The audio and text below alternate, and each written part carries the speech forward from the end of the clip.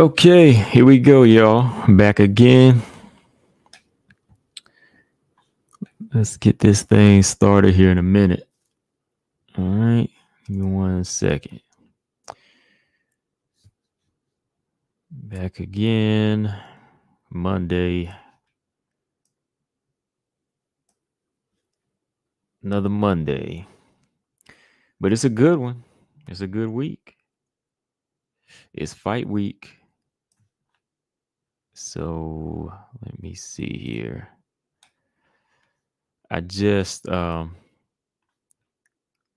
on that UFC it's the Spanish UFC channel, and they had Rosa and Carla playing. So I was looking at a little bit of that too while I was just getting ready here.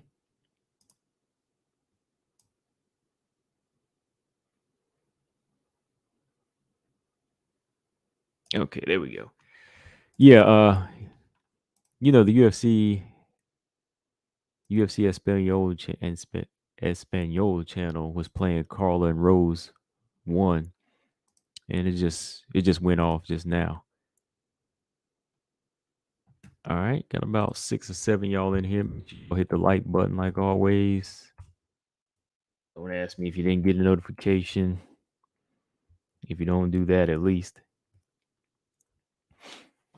Because if you want to get a notification, you gotta hit the bell icon and hit the thumbs up. So make sure you do that. And we'll get started here in like another minute. There we go. Just got a few things I want to talk about tonight. So we didn't have like a big fight weekend or anything like that. So it's more so what's coming up, right? This weekend. Got a good weekend. Got a good weekend of fights. Okay. Summer Dog said I was running late. Yep, I'm here. I know Stick Summer Dogs. He's going for Rose, right? He's going for Rose this weekend. Yeah, there you go. Okay. So yeah, 3-minute mark is here. So yeah, let's go ahead and get to talking. What's going on, y'all? We back again. And like always, like I said, make sure y'all hit that like button. And yeah, here we go. Had a good weekend. Good weekend. I was, out Saturday having some fun. So then I had to watch the Taylor Serrano fight on Sunday. And I'd already caught wind of it, what everybody was saying, that the fight was close, the fight was a robbery, and so on. So, when I watched it, I said, okay, let me check it out. And, I thought, man, Serrano won the fight. In my opinion, I thought she won him. It was a close fight, but I thought she did enough to get the decision. Kind of played out how I thought it would, as far as Serrano being the harder puncher, the more accurate puncher, the one that throws her shots with intensity, backing Katie Taylor up. That's what I saw. I saw Katie getting some work in and, taking some rounds, with flurries. And that's important. That's an important part as well. That's very important because, like I said, when you have the judges against you, you do have to have that type of factor. So I give Katie Taylor a lot of credit, for the chin, resilience, and fighting strong. But she also has that factor of knowing how to say, I know how to steal rounds. I know how to clearly win a round in the heat of the moment. There were some times I thought Serrano, I gave her a lot of the mid fight, but around 8 or 9, I thought she was, missing. She was missing too many shots, and she really needed to close the show in the path that she was on in round 5. Like round 5 and 6, Serrano, she really needed to stay on that path, of just really being dominant, of beating Katie Taylor to the body, staying in her chest, staying in close. Um, Let me see what I got here. James Perez got a few comments. What's going on, Australia? James Perez said Taylor Serrano won to you. I had Taylor. First couple rounds was close. Taylor had won some of those. She got hurt in round one and won most of the rounds after that. I don't think she won most of the rounds. Like the mid rounds, I gave most to Amanda Serrano. Like round one, Katie. I have to go back and look. Katie Taylor got hurt in the first round. I know she got hurt in round 5. Like if anything, that's the round you should remember. Wait. You said she did the most damage in one round? In round one or one round, you mean? Okay, you mean I think you mean round 5. I got you. You said in that one round. I thought she did a lot of damage in 5 and 6. Yeah, I thought she did a lot of damage in 5 and 6 because that was a round where Katie's output went down and you could see her huffing and puffing, you know, bleeding from the nose. She got hurt in which round? Round 5. Yeah, round 5, James. She got hurt in round 5. And then she was having a little bit of trouble in 6. And when they went for that exchange in round 10, Serrano had her hurt again, you know? So I was looking at more, again, the more accurate puncher, the more effective puncher, looking at ring generalship, not just touching. Anybody can do that. Like Katie was landing some nice right hands at times, but I still think Amanda's like for every little flurry Taylor would land, Serrano would come back with the harder 2-3 punch sequences, and clearly, yeah, round one. I think first half of the fight it was a little bit more competitive, like first 4 rounds, but I think around 5 that's where it started to turn into like a dog fight. In the mid rounds was really starting to turn into that dog fight that Katie Taylor is not used to, which she should be used to. Uh, Let me see. You said you had 7 through 10. I can't give her through 7 through 10.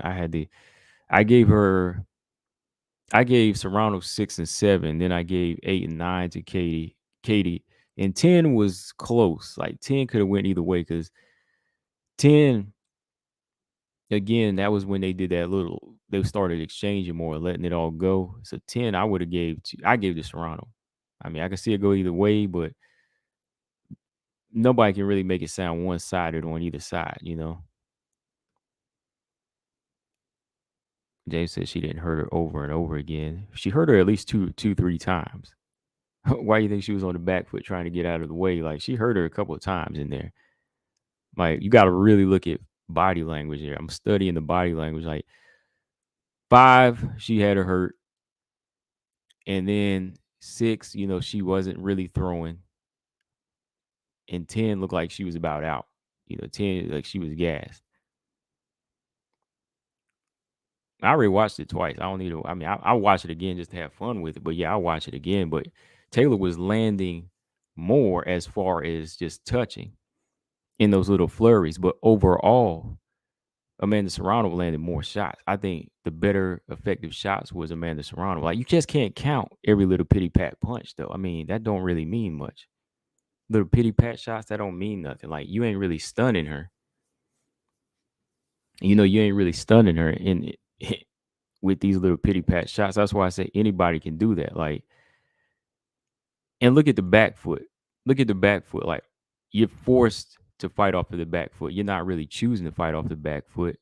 You're fighting off the back foot because your opponent is controlling you and making you fight off the back foot.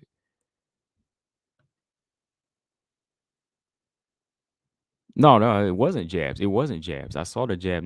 Neither fighter threw jabs in this fight. Neither fighter threw jabs, but they still weren't effective punches. She was not getting Taylor. She wasn't getting Serrano's respect, right? She wasn't really getting her respect.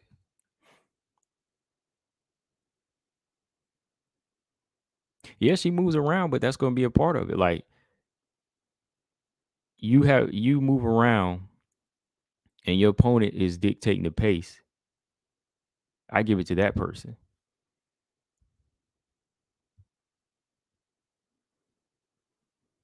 No, you don't know what I mean. I don't mean who hurt more. Those are just the parts I'm calling out. I'm talking about overall just effective punches, just doing damage, even if the person's not buckled, but just landing the better punches overall, to the head and to the body.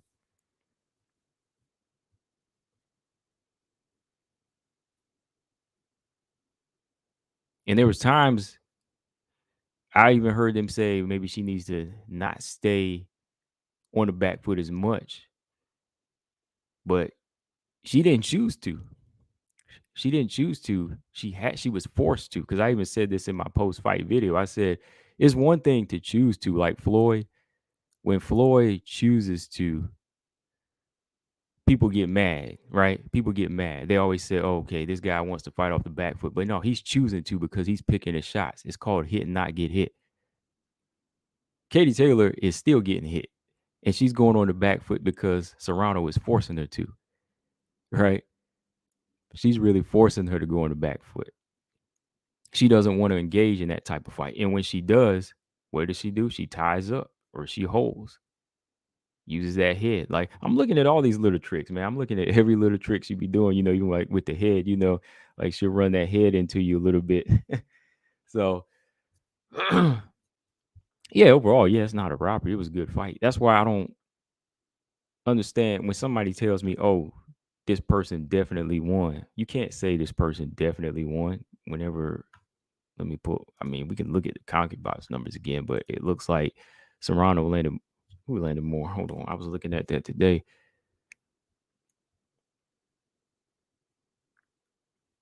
That's where I'm at this point. I'm not arguing with anybody unless they say Katie clearly won or she for sure won, and they don't see where Amanda won. You got to see this fight as close. It wasn't a robbery, but you got to see it as being a close fight. Like if you tell me you don't see Amanda winning at all, then I can't. No.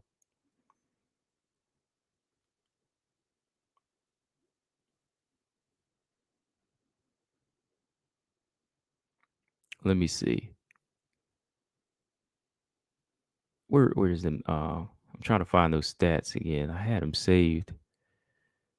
Yeah, here we go. Yeah, Serrano landed more punches too. But yeah, Serrano landed more punches. She landed, almost 30 more punches. And neither fighter threw any jabs. So yeah, there were no jabs thrown. It was all power shots. And I thought the better power puncher here and better pressure fighter was Serrano, you know, because again, Katie, she can fight off the back foot, but to me, she was forced to fight off the back foot because um she didn't want to engage. And even if she is fighting off the back foot, she still gets hit. That's what I'm just saying. Like I can see Katie winning the first few rounds. I gave Katie the first few rounds. The mid rounds, that's where I just see her winning. Serrano winning because look, round 5, of course. Round 6, yeah. Round 7 was kind of a break. 8 and 9, that's where she picked it up. Look, thir- Serrano landed 32 punches to uh, Katie Taylor's 23. So it was kind of close in round 10. But to me, Serrano won it because when she started hooking, even in them last 10 seconds, she was really like landing hard shots there. Yeah, Taylor did land some square shots on Serrano, but just shows you she didn't really have no power though.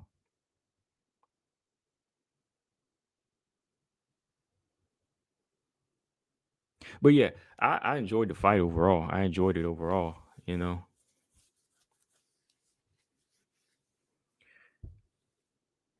Well, I see James Press. He don't base it on who moves backwards or how they move. Well, that's a part of ring generalship. I have to go off of who's getting backed up by the punches and who's forcing the fight, but being affected by forcing the fight.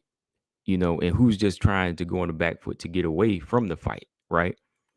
So I do base it off of that. And I don't base it off of who lands more punches. I base it off of who lands the more effective punches. Like you can land 4 pity pat punches, but if you land 2 hard shots that do damage, I'm gonna go with that person. 2 or 3 hard good blows that move your opponent, I have to go with that.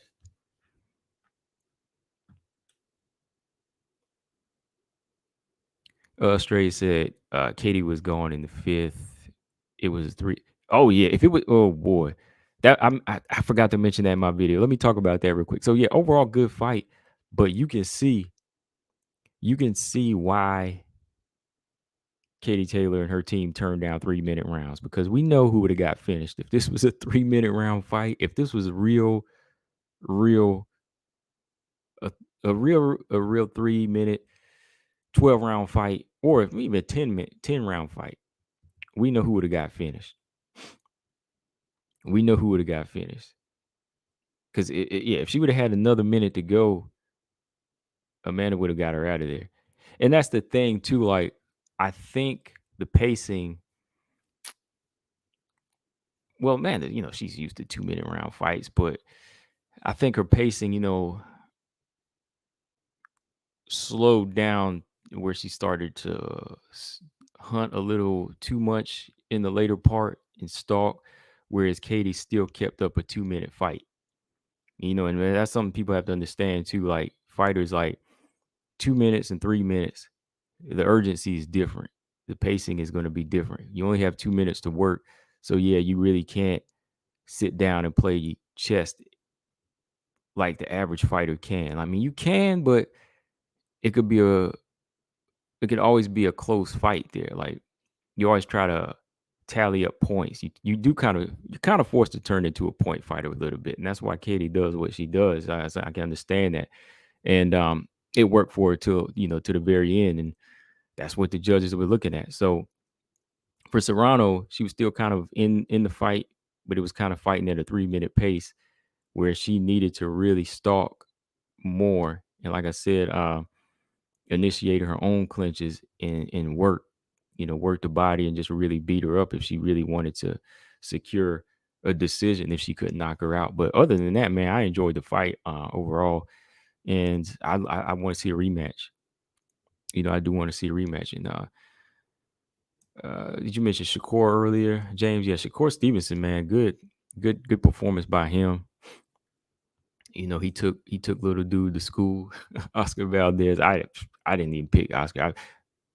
I picked Shakur definitely by outclassing, and that's how it went. Boxing is a little bit easier for me to just call like that. Like, Shakur, I said, yep, he's going to get that by shutout. Okay. Darby Crash, I thought Serrano won, but after hurting Taylor, she took her foot off the gas in those middle rounds, let Taylor back in fight. Yeah, that's what I just said too. Yeah, like 8 and 9, she let her back in the fight. 7, she started to let her kind of pick her pace back up, and that's where I was like, what are you doing? What are you doing? Stick to the body. Then 8 and 9 came in, and Taylor got her groove back.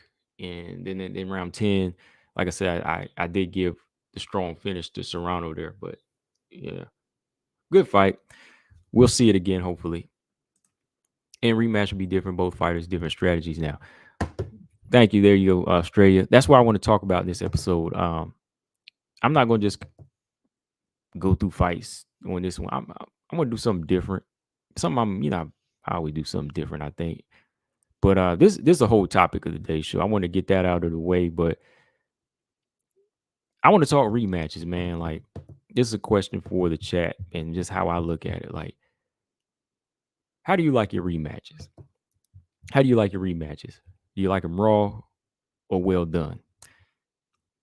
And before you answer, raw, I mean, do you want to repeat? Do you still want that raw, gritty, blood and guts type of style? Just technique out the door, just the same thing. Fight of the night, fight of the night, fight of the year, whatever. Do you still want that type of stuff? Do you want that type of thing? Is that the type of fight you want? And of course, well done. You know what that means. Well done. I mean, the fighter you're a fan of, or whoever, Do you want to see that person in there just fight a well balanced technical fight? Do you want to see them make the right adjustments? Do you want to see them showcasing improvements that they did homework in? James Perez said, which rematch you talking about? Any fight, any fight. That's the question. Rematches. I'm talking rematches. Like, how do you like your rematches? I put these fights up here because we got rematches coming up, right? Carla, Rose, Weili, Joanna. We got these fights coming up. So that's the question this episode. I want to talk about it. Like, how do you like your rematches? You raw, like the first fight? Like if it was, or do you like it well done? Do you like changes? Do you like it to be more well prepared? Cooked? How do you like it to be? Marcus said he like his well done. Okay. Let's see. Stick dogs. He said, yeah, yeah, yes, yes. How do you like yours? He said, okay, is that well done or is that raw? All right. Let's see. Yeah. So again, if you don't understand the terms, these are my terms. So on my channel. So I'm just kind of giving y'all definition, before you answer. Raw is a repeat. Raw, blood, guts, warrior style, lack of technique. Still some technique, but you know what it is. And then, well done is just well prepared, cooked, well done. What you say when your opponent goes back to their corner when they did better this time around, well done. Well done. Right? So Marcus says, well done. Stamina says, I like my rematches to not exist ideally, but brawling as a last resort is best. Technically, I guess raw. In the short answer, what do you want, Stamina raw? Okay. James Perez said, no, not raw. Well done. Okay. Australia said, well done. So simple answer, well done or raw. I'm going to go with well done for me. I like them well done because the first fight, let's be real. Like the first time Weili and Joanna fought, I wasn't really like asking for a barn burner. I wasn't asking for these two to go in there and throw down like that. I didn't think they were going to throw down like that because I consider both of them like elite, a little bit more cautious, a little bit, I won't say a little bit, but I consider Joanna and Weili like the top level where they would fight a little bit smarter, in that realm, like close to Valentina, of course, Joanna gets hit in her fights, but I didn't really think she was going to throw down like this. Like, what was that fight back in the day? Diego Corrales and Jose Luis Castillo. Rest in peace to Diego Corrales. Something like that in boxing where they just like let the hands fly and they come out unrecognizable. I didn't really expect that from these two, but when it happened, it put a stamp on the game. I love the fight. I think a lot of people enjoyed it. It's gone down in history. It's probably like the best fight in WMMA. I mean, there's still a lot of other fights for me that I enjoy just as much, but as a whole, that's how you get casuals in here to watch it, right? So I didn't really expect that the first time around for me. I didn't. But when it happened, yeah, I took it. I loved it. I love it. So with that, with these two doing it again, I know a lot of people want to see 5 rounds. I don't mind 5 round. I don't mind a 5-round fight or a 3-round fight. Either one's cool, but if it's 3, that's fine too, because it's not for a belt. It's not really a 100% title eliminator. So I'm cool with 3 this time around. The more I think about it, but really this time around for me, I would like to see this fight a little bit more well done. Well done as in improvements made, a little bit more caution, a little bit more respect, because I think it's important for both of them, man. I think it's important for both of them to kind of separate themselves from just rock'em sock'em robots, or separate themselves from each other to avoid This is the problem we had last time where it was a split decision and having one person say, I won, or even the fans having to argue, say, I think she won, I think she won. So I think it's important that when you go into a rematch, that's the whole purpose of a rematch, is to get your glory back and wisen up and do it the better way. Do it the better way that that you can that you can bring to the table. You want to bring something new to the table.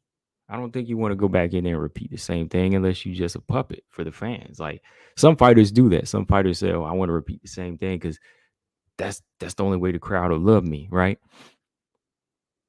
Which on a lower level, some fighters just want to do that if they just have the love for it. But to me, I think for somebody like Joanna and Weili that is so hung up on wanting to capture glory again, they got to do something different. And for me, I want to see. I really do want to see well done, and I think that's why I kind of say 3 rounds is fine with me because that's all they really need this time around. If they want to go in there and just shut the other fighter down or improve off the last fight. And if they don't want to go through the same trouble they did last time, just go in there and say, this is what I can bring. I'm not the same person I was last time. And let's do it. Let's do it. And don't expect to fight from last time. And it's important it's important that you don't want to go in there and do another raw fight again, man. You got to go in there and make it well done because you want to avoid the damage. Like again, this case, this is the best example. Like Weili and Joanna, I think they gave the fans what they wanted, but it took so much out of them. Is that really worth it? I mean, I guess deep down, if that's really what you really want to do, like if you really want to be the fighter and just impress people, and just entertain, it's fine. But in the long run, I mean, you might take some years off your life, some years out of your having your brain, a functioning brain, So I think it's wise to avoid that type of fight this time because again, it would just make us say that they didn't learn from their mistakes last time. You know, last time it came down to both fighters trying to expose mistakes every time and capitalize off mistakes, but then it would turn into an ego thing. You hit me, I hit you. You hit me, I hit you 2 times, I hit you 3 times. And it just kind of went that direction, right? There were some good exchanges in there. Deep down, I think they were trying to stick to a game plan, but both of these fighters had big egos, big hearts and big egos. But it's important again to have the rematch in a much more technical and educated approach to avoid what happened last time, right? That's the whole point. That's the whole point of doing it again. When you fail a test, do you want to take the test the same way again? I mean, if you want to fail, right? Or if you got a C plus on the test, do you want to come back and say, "Oh, I want to take the test, same thing. I'm gonna come back. I'm gonna just take a test, a makeup test, retest 2 days later without any studying." You want to do that? You want to do that? Really? No, you want to go back and improve, right? You got to go back and improve and say, "Okay, I want to do this different." I don't want to make the same mistake. So that's what it is for me. That's kind of where I've been at with rematches. Like, I'll take it. I'm gonna take the action if you want to do that. But I would rather see a much more possibly one-sided fight on either way, or even a bit of a boring fight. I know this ain't good for the casual fans, but if it turns out to be boring where somebody's actually got a good game plan, I can rock with that. I can.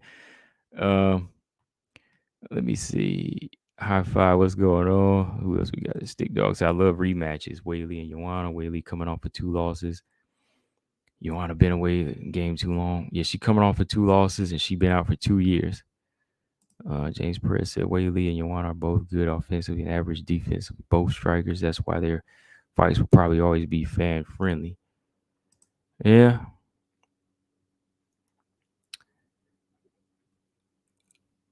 But it's going to come down to that time where you just say, I got to shut down what she has to offer. Like, I got to shut this down. I got to go in there and do what I need to do to secure a title shot. Because you go in there again, score a draw. Yeah, okay, you got a back and forth fight. The fans win. But what about you? Right? Yeah, I mean, I know we want to see good fights, but for the fighter's sake, like fighter's sake, they got to say, man, I got to go in there and um, pass this one for sure. I got to pass it for sure if I really want to get this title. And I want to avoid getting the, you know, uh, the Nerf ball in my head again. I don't want no Nerf ball size head. So, and then wind up with the big bruised face. Do you really want that again? Like, is that really rewarding? The praise is, but is that really a reward you want, even in a rematch? That's the question there. Stick Dog said Rose and Carla, one has evolved all around, the other sharpened her only skill. Even with this fight, the first one had a lot of action. You saw Green Rose, that was 8 years ago, a more experienced Carla, uh, much more, much more cool, calm, and collected. Knew what she was doing, knew what she wanted. Then you had Rose on the other side, who I think wanted to win. She wanted to be champion. She just didn't know how to get there. I mean, that fight explains it. She didn't know how to get there with that type of game plan. She fought Carla, and she didn't know how to do that. She was trying to do both, win the title in like some type of explosive fashion, and at the same time impress fans. With all that flying, spinning kick she was trying to do. She was just all over the place. That's why she lost the way she did, right? But now, even Rose doesn't want to repeat of that. I don't think she's going to come in here and try to be raw again, right? She's not going to go in here be raw against Carla and try to uh do some type of fight of the night thing and on purpose, like she did with Andrade. I don't think she wants that type of fight. She already talked about having her nose broken in a fight, and before that, getting slammed on her neck, right? She don't want that. So she gonna come in here and try to be well done. That's why somebody like Rose, even Carla, is doing what they do. Like, they just don't go in there thinking, oh, this is gonna be a slugfest or a slam fest. They're trying to improve on what they do. They preparing every day for it. So for me, I like I said, I watch it because yeah, it is entertaining. But if it's my fighter, I'm not going in with the same. I'm not going in with the same game plan. I'm not going in with the same attitude of trying to please y'all, please the fans, and say, "Oh, the last time we went to war, fans loved us." Man, fans ain't gonna be there for you when fans ain't gonna be there for you whenever you blind or you laid up from multiple concussions or you brain dead, right? So I think it's important that both of these rematches, we see some technical brilliance from these fighters, on both sides, or at least one of the fighters. I want to see a little bit of a chess match. Now, I know y'all want to see fireworks and all of that. I want to see. I want to see if Joanna can change her game plan and not getting hit this time as much. If she can control this fight off her jab, I want to see. I want to see if Weili can take this fight to the ground and keep Joanna there. I know that's asking a lot though. I don't know if she can keep her there, but I want to see if her wrestling's improved enough to where she can get this fight down and make Joanna try to grapple with her. You know, Genesis, what's going on? Darby says got to be 3 rounds with 2 title fights. I think it's going to be much more tactical this time. Yeah, yeah, I hope so. Mm, mm, hold on. Yeah, I hope it is, man. This time around, I hope it's more of a tactical fight because I really, we saw it one time. We don't need to see two top level former champions doing that same thing again just to please fans. They got to go in there and try to secure a title shot again because, like I said, another one of these fights is going to take years off your life. Stick Dog said that's correct. Rose versus Carla.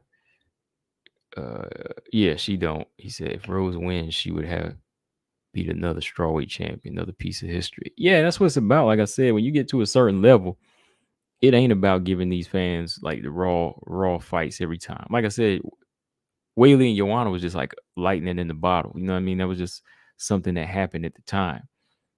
And I think if they go back, it'll just kind of be forced. Like you can't really do that again. You can't do that again. It's not wise to do that again. Weili, um, I do think sometimes like after looking at those next few fights, the Rose fight. Well, I can't really say the Rose fight she had lost something because maybe she was off a click with her timing in that first round. But I think that fight was too short for me to say she lost something off the Joanna fight. Maybe in the Rose rematch, maybe as far as how she goes after and she's not pulling the trigger as much. She doesn't look as much like a killer, but maybe not. Maybe she just wanted to be more tactical. So maybe she might do that in this fight. You know?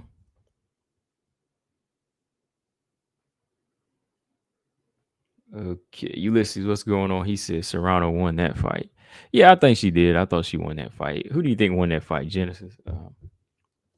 You have Serrano or KD Taylor win? If Serrano was stuck to more what I was saying, like the game plan of the body, we would have had something going there. She did well with it, but she needed a little bit more. Stray said if Weili starts landing hard shots, will JJ Turtle up? I don't see that's the thing. Like she should, or she might if she starts to land hard shots, she probably won't turtle up. She might start to throw back Australia. Like if she starts to get hit, I think she would start to throw back. That would be her thing. Let's see. Genesis said she had Serrano winning. Stick Dog said Taylor. Yeah, I thought Taylor. Excuse me, I thought Serrano won that fight.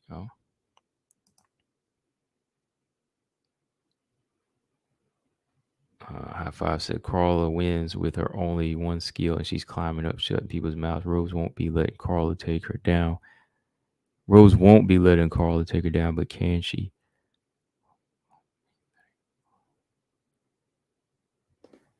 It's it's it's gonna be hard this time around. I think it's gonna be tough. It's gonna be tough to get her down. Rose, it's gonna be tough to get her down this time. So I think it's gonna come down to her being a little bit more in the pocket and Rose's chest being a little bit more ruthless, being dirty, making a dirty fight, hitting the inside leg, hit that body. Don't try to strike on the outside at any time with Rose because that's what she wants. It's got to be high paced. I mean, Carla, I think she still has the ability to finish Rose, because she is dangerous even on the ground. Like she could make her fold. Like we just don't know. Like it's possible. It's possible Rose can TKO her, but I think Carla still has that ability. Like what she did to Jan Zhao was just like a wake up call that hey, Carla can get down and dirty. I know a lot of people pick Jan Zhao on the win. I said no, I think I might have to go with Carla in this man because I went back and looked at a lot of her stuff and it's like yeah, she can be shooting for angles and she can look just like one dimensional with that wrestling. But when she gets you down, yeah, Carla is not gonna let you go, especially if you ain't too big. Like the Suarez and the Joanna, she ain't touching.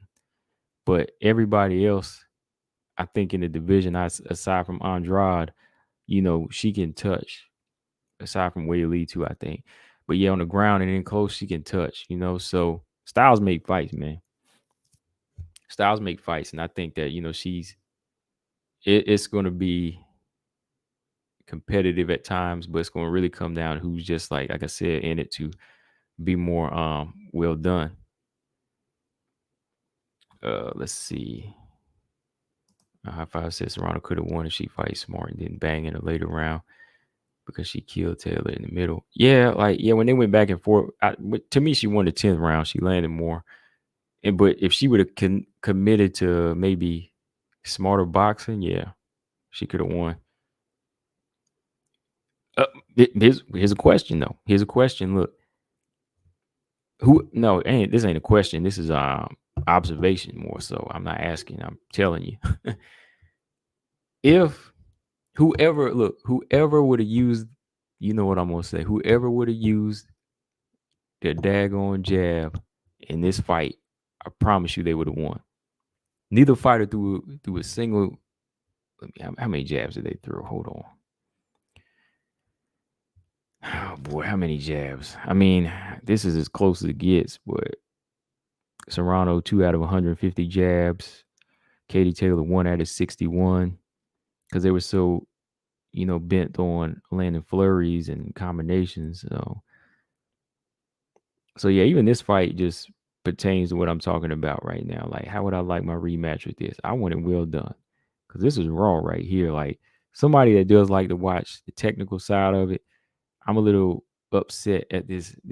I'm upset at the number of jabs thrown in this fight. I am. Well, I mean, yeah, I am. Serrano threw 150, only landed 2 jabs. One out of 61 for Katie Taylor. Everything else was power shots. Everything else was hooks and right hands and, just hard combinations. So yeah, I meant to say that earlier. Whoever would have established a good jab in this fight would have won. Y'all know why. I ain't got to break that down, right? Because that person would have been finding their range, breaking their opponent down with the jab, knocking them off balance, masking their power shot behind the jab. Like especially Amanda Serrano, she's a southpaw. So if she would have been, using that right jab, like Shakur Stevenson was this weekend, if she would have been slamming that jab in Katie's face, she could have been, sticking the right hand to the body, hitting her with the left hand around the guard, digging to the body off the jab. So yeah, that's what I'm saying. Like it's important, like when you go into a rematch that you learn from that and can't give the same fight. That's why even with this fight, I don't want the same fight. I don't. All right. Got like 15, 16 people. Make sure y'all hit that like button again. Or not again. If you haven't, hit it. Got like 15 people. Half the people hit it like 50%. Make sure you do that. Hit the like. As always, 16 people. Goes up 17. Okay. Lafayette, what's up, man? Okay.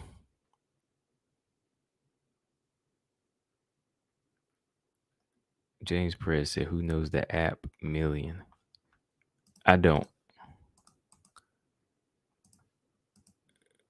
I really don't know that app. Fill me in.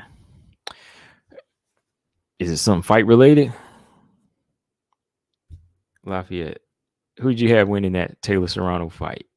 And what did you think of Shakur's performance? So yeah, that's the question for some of y'all that came in. How do you like your rematches? You like them raw or well done? How do you like your rematches? Raw or well done? You still like it raw? Same way? No added spice to it, blood. Or do you like it well done? You like them well prepared, improved, some taste to it? How do you like it? MJ said, MJ, what's up? She said, Rose is not a pressure fighter, and Carla, her cardio is better. Carla can do it, but she's too focused on getting married, and she was injured during that wrestling match. Oh, yeah, during that grappling tournament. against what's her name? Danielle Kelly, yeah.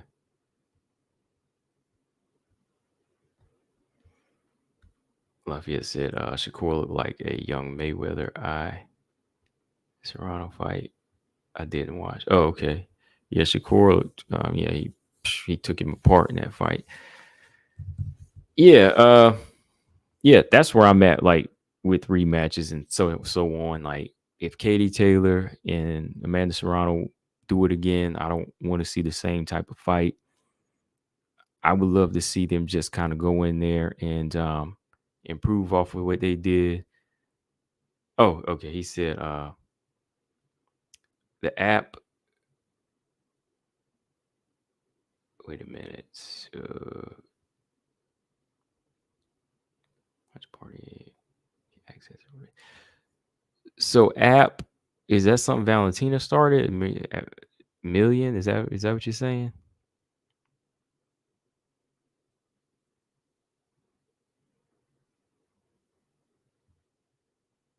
Mm, yeah. Something about Facebook. Anyways. Yeah, if Katie and Amanda do it again, yeah, I don't want to see the same fight. I want to see one or the other make some improvements, make it look like that they really trying. Like they say, hey, let's go in here and work. Let's expose some weaknesses. Let's shut down offense. Let's let's take less damage. Let's take less damage. That's what it's about in a rematch, man. Like a rematch is about taking less damage. I know Dana White, his mentality is to go in there and say he wants to see the same thing too. Like he probably wants to see, because that's what brings the fans in. That's what made him, want to sign certain fights, more than once. Whether they be championship fights, but I think it's important for that person that's going back in there to say, you know what, I'm gonna change it up. No, we're not doing the same thing.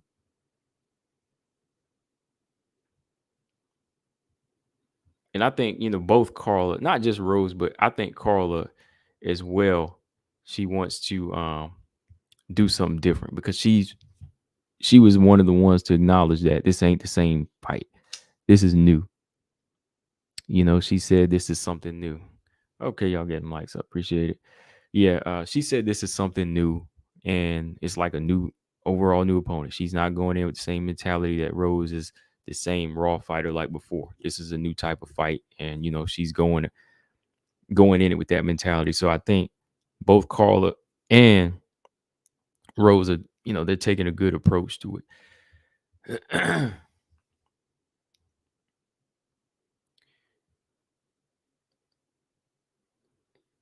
Okay, let me see. He said you watch the fights along with Valentina this Saturday. If you want, basically ask her questions.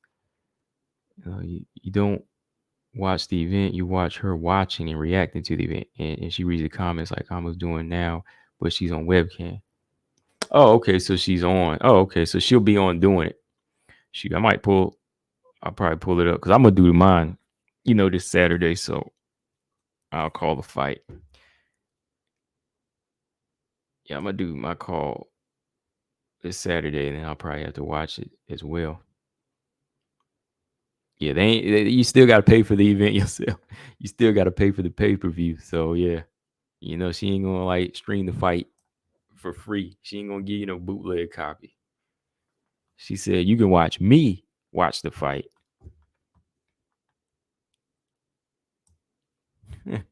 That's funny. Yeah, MJ. She ain't gonna let you watch that for free. No. Gordon, what's up? He said, watch Carla Rose 1. Looks so much bigger than Carla and stronger till she gassed.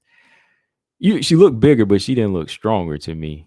She looked bigger, but she didn't look stronger. Just the way Carla was like handling her, she never looked stronger in that fight to me. I thought Carla always looked stronger. She was just bigger. Yeah, I just watched it too on the UFC Espanol channel. It was playing live. Is that where you watched it? That's where I was watching it just a few minutes ago. Australia said, will Marshall Shields be as good as Taylor versus Serrano? I think they might be a bit more fired up. Now, it has the potential to Australia. I could see somebody getting stopped in this fight. A knockout's more likely to happen in this fight. Marshall Shields could very much end the knockout or somebody just getting stopped. It's going to be good, though.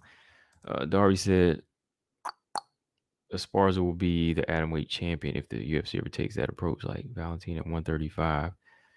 Yeah, if they did something like that for her, that would be cool. You know what I mean? If they made atomweight, because Valentina was too small for bantamweight. She said so when she was the 125. That worked out for her. But if they did something like that for Esparza, knocked down a 150, 105, not bad.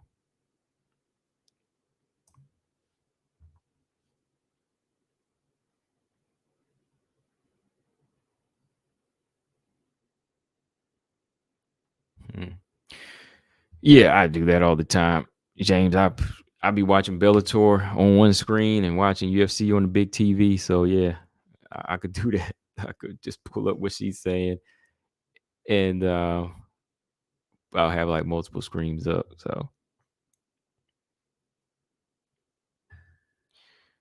Stick Dog said they started this division 7.5 years ago. Rose versus Carla. It's been Rose versus Joanna twice. Andrade versus Rose twice. And Weili versus Rose twice. Esparza lists Joanna, but she called the other two dummy. She called the other two dumb. What? She called the other two what? Your autocorrect stick dogs. I missed that last part. You said she called the other two dummies. What? Fix that. Gordon said UFC Free Fight has posted it. Okay. Yeah, I was watching it on the Spanish channel. It was just playing live just now, like 50 minutes ago.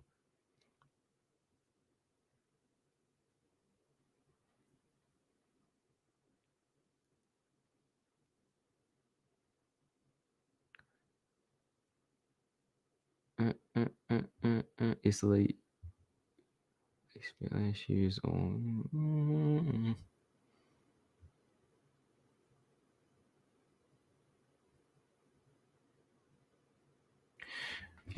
Sigdal said Esparza only fought Joanna once, and who else has Esparza faced?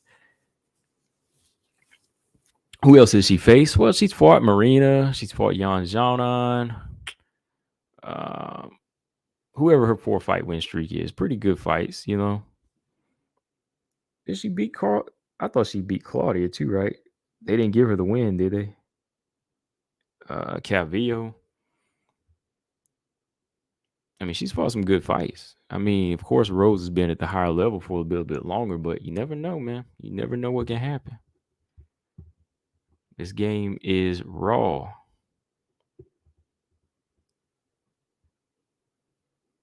I5 said Nunes ragdolled a few big names, but not Pena.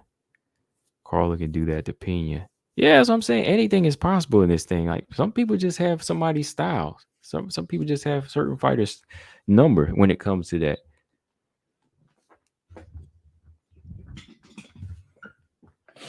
Stick Dog said, "Where are they now?" If you're referring to Marina, you know where she's at. Marina's won. Jana. Some think she beat Marina. They're still here. Of course, Claudia's gone. I mean, Claudia just retired. But they're still good. They were still good when they fought them. When she fought them, that tells you something. But again, we're not talking about these fighters. We're talking about Rose and Carla right now. We're not talking about everybody else. Just Rose and Carla and how they match up. That's why this fight is happening. Because we need answers. We need, answers to these questions. Rose wants to know, can I beat her now? Right?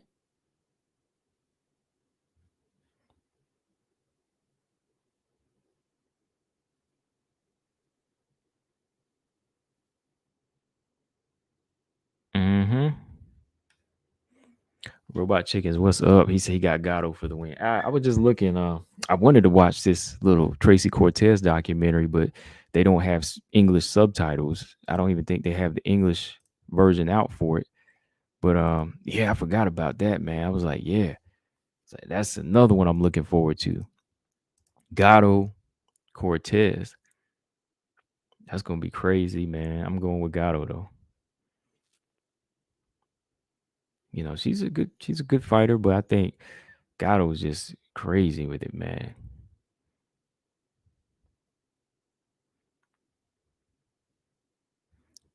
Yeah, that's what I said. Jan and Marina, they're still two potential fighters. They're good. You know, they're still good. Lolita, what's going on? She says she got Gatto as well. Yeah, Gatto is I think gonna be the favorite in this fight. If she go in there and lose, I'm gonna be like, doggone it, Gatto, what's up? I don't think she can though.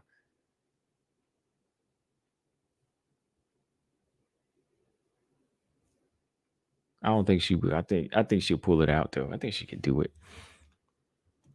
Yo, combo, oh, got robot chickens. What's going on? What's going on? Yeah. What else? Yeah, I'm probably like I said, I want to do a video, just shorter video, and just kind of talk to y'all about that. If yes, y'all missed it, like I think it's important. You know, fighters do change in rematches. You know, looking in the fighter's perspective, because it's like, you know, you got to advance, you got to get better, and you got to take care of your health, man. That's what it really is. Like, you can't just go in there all the time and just bang it out, duke it out. Yeah, you know, for women's boxing, Serrano and Taylor, they gave us a good fight. You know, throwing down, slugfest at times. Weili Joanna, they gave us one of the best fights in WMMA. They threw down hard. But next time around, I want to see both of them improve. You know, I just want to see a different type of different type of pace, a better pace, a more technical pace. And I think Carla and Rosa, they're gonna do that anyway. You know, the first one happened the way it did because, you know, Rose was being more aggressive. You know, Rose was like, younger and just a little bit more immature. So she was pushing that type of fight. You know, Carla was just trying to, you know, handle what was coming at her, and she was able to do that, right? So I think that next time around, this Saturday, you ain't gonna see that type of fight. You'll see you'll see a lot of respect. Carla, Rose, you'll see a lot of respect. Carla's gonna show respect because of how far Rose has come with the striking.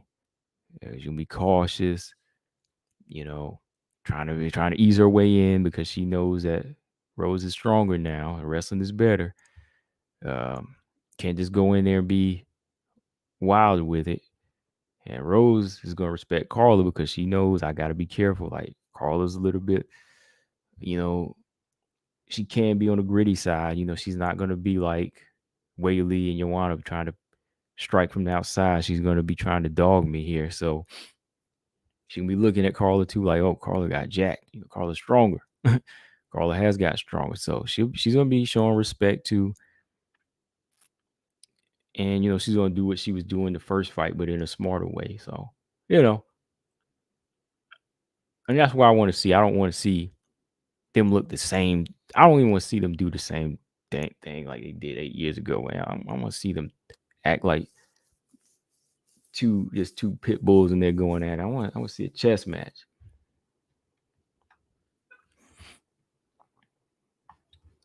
Let's see. Loopy, Robot Chicken said he got Loopy. Lolita's got Loopy in this fight with Carlosi.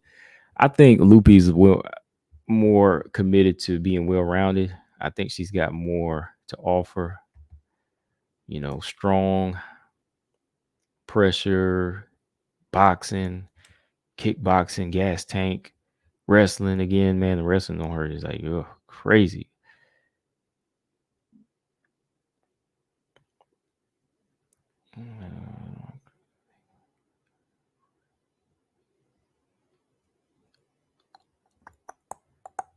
Yep. Okay. Straight said Cortez looking ripped on Twitter, but I still got Gatto. Yeah, does she always look ripped? I don't really think she always look ripped. Gato always look ripped. Yeah, Gato always look ripped. But yeah, Trace Cortez, that's kind of a first for her. Unless she taking that Macy Barber approach. Yeah. Robot Check said, who you got? Macy Chason or Norma Dumont? I'm gonna go with I hate to do that. I hate to do that to Macy Chason, but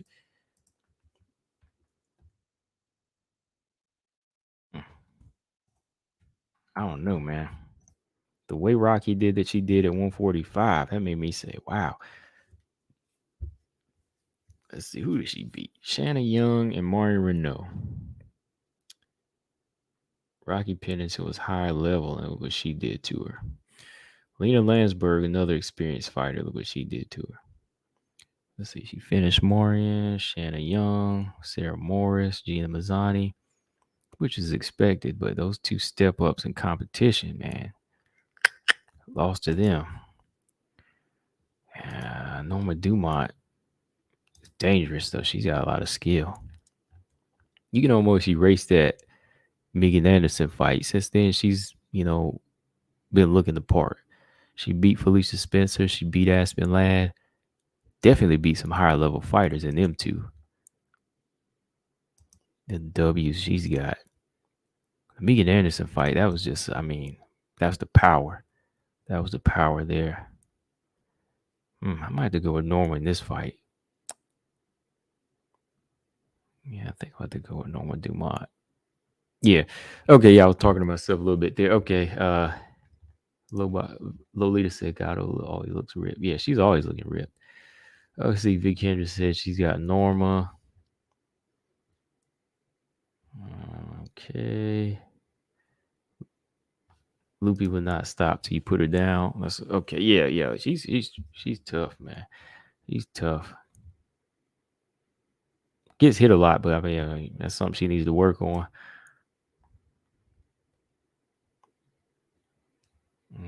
Okay. What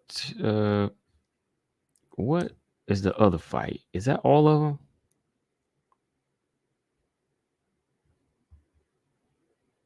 Yeah, be kind of crazy. No, I wasn't doing that. Let me think. Is that all four of the fights? Gato Cortez, Ariana Carlosi, Lupi, Norma Dumont, Macy Chason, and the title fight, Carla Rose. That's it. Yeah. Chaz Kim, what's going on? Yeah, let's look at the fight. Let's look at the whole fight card a little bit here while I got y'all on. I enjoy Gaethje's fights, man. I really do, man. I like Oliveira too, though, man. Like Oliveira, did I pick him or Dustin? Oliveira was. Yeah, I was telling somebody, I was like, I have to go with Oliveira because he's such a tricky submission artist. He can choke you out just like that, even when he's down. Man, I make that mistake again and pick against him. But can Gaethje get it done against Oliveira? Wow, this is a big card right here. Let's see. Early prelims start at 6 p.m. and there is 4, 5, 6 fights on the early prelims. 4 on the prelims. That's 10 already. You got a total of 15 fights. You got 5 on the main card. Okay. And I'm not gonna do a fight companion for this whole card. Chaz Kevin said that's all of them. Okay, that's all the women's fight. Yeah. Yeah, I'm not gonna do a whole fight thing. I'm gonna just do one for all the women's fights and the main event. No, I'm gonna do the Michael Chandler Tony Ferguson fight. I ride it out on the last 3 fights like I usually do, but I do want to watch that Tracy Cortez and Gatto fight with y'all. I might do that one. Definitely got to do the main though.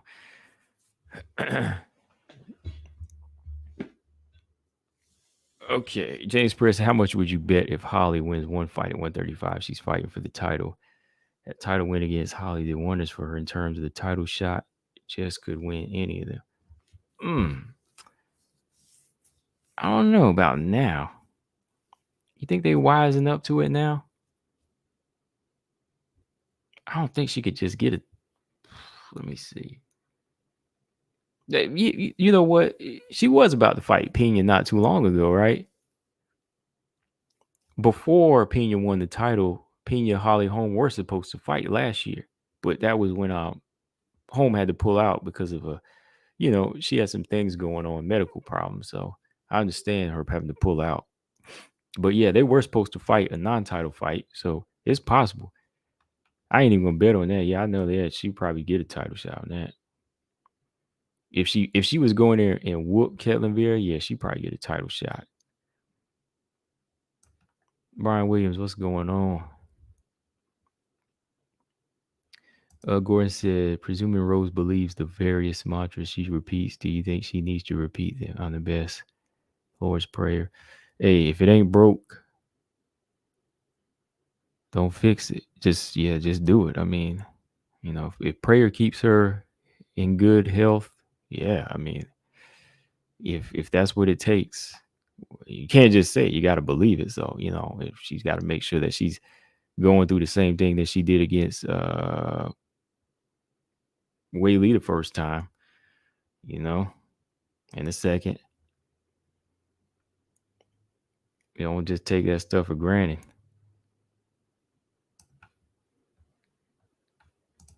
Robot Chicken said, Tony Ferguson makes me sad watching his decline. I really hope he wins. Yeah, I don't even know if he will. Like, oh man, like I don't know, man. Michael Chandler's on like a what 3-fight losing streak right now? 2-fight losing streak. Yeah.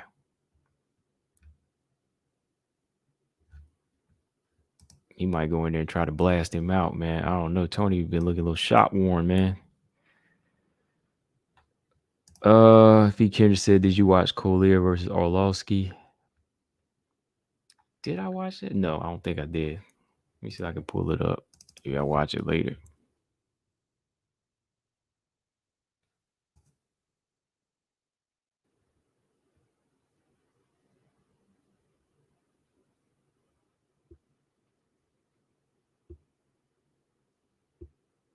Wait a minute.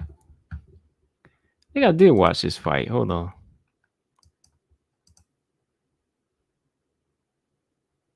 I'm looking at it.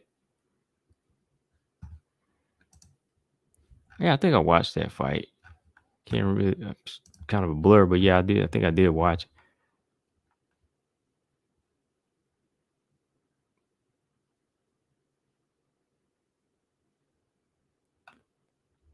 Lolita said she had kidney problems. Yeah, she had some kidney issues. But I'm picking Holly to win this fight, though.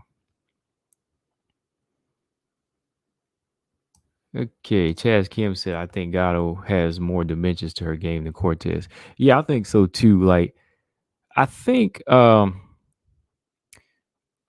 Tracy has some good things to her. Like, I think she's good in the clinch. I think she's a good fighter, but I don't know if she's as well. I'm not gonna say I don't know. I can see it. Like, she's not as she doesn't really like have that killer instinct. She's not bringing that dominant force, man. Like, I think Gatto is much more well rounded with her stand up, and I think she's hell of a lot stronger. Hell of a lot stronger.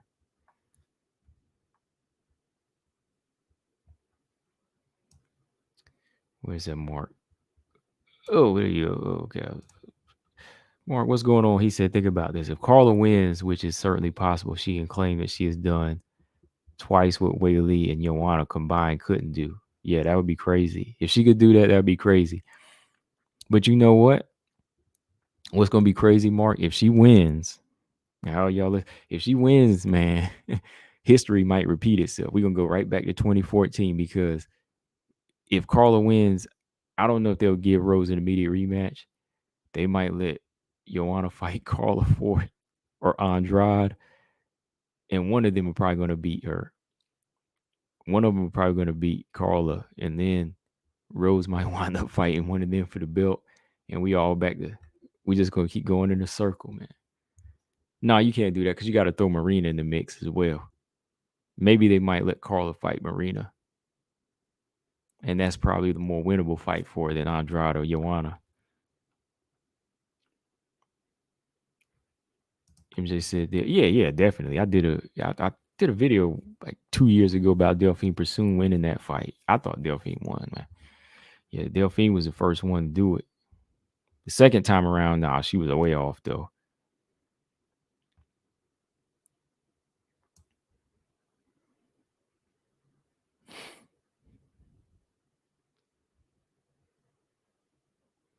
Yeah, yeah. I thought, yeah, that would be interesting though, man. Because if she gets her 2-time champion, you know, Joanna gonna be stewing. She'd be like, yo, I beat Rose 2 times. What did you do?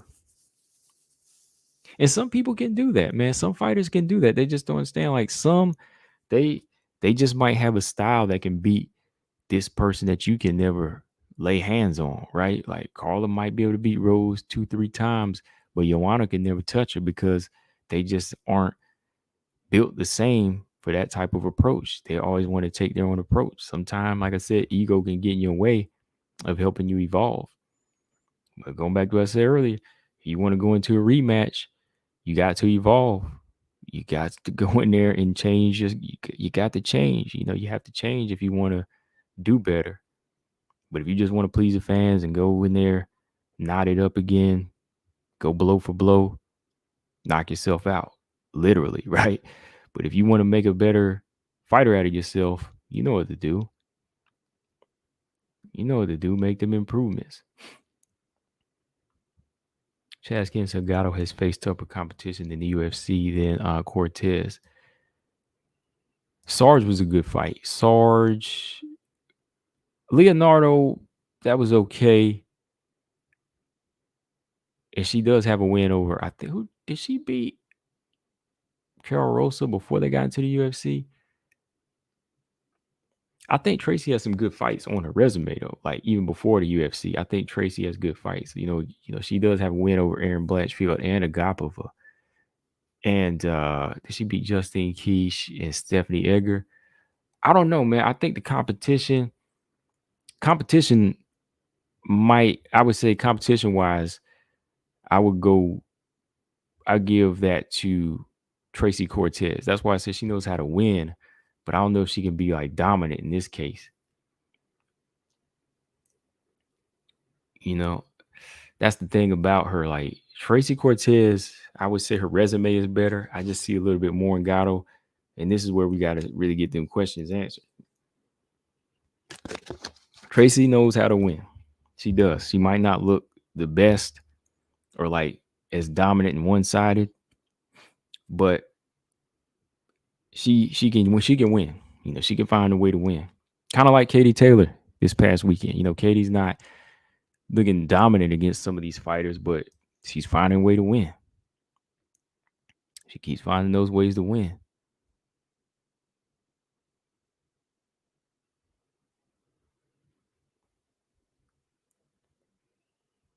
Yeah, styles make fights. That's what I always say. Yeah. Brian Williams said Cortez hasn't been busy. Who knows what we're gonna get from her? That's a big part of her too, man. Like she just been out for a minute. You know, Gatto's been training and working hard.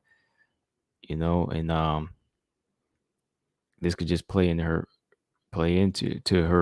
gameplay. Let's see. Hold on, I was behind on some comments. I was just reading them here. Oh, you James Perez, that ain't even a question. We ain't even gonna talk about Weili at 125 against Valentina. That's what I think of that fight. Don't ask that question. Don't even ask that question. You got to have you know the answer to that. Monona has a better chance because he's built for this division. Monona has a better chance than Weili does, in my opinion.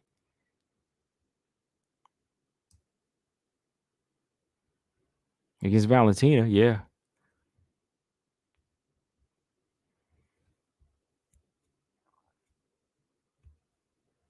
Yeah, anytime an outsider can go over to Singapore or Brazil, that's tough, man. Like you go over to them stomping grounds where they hate you, or they're gonna be mad at you for sure.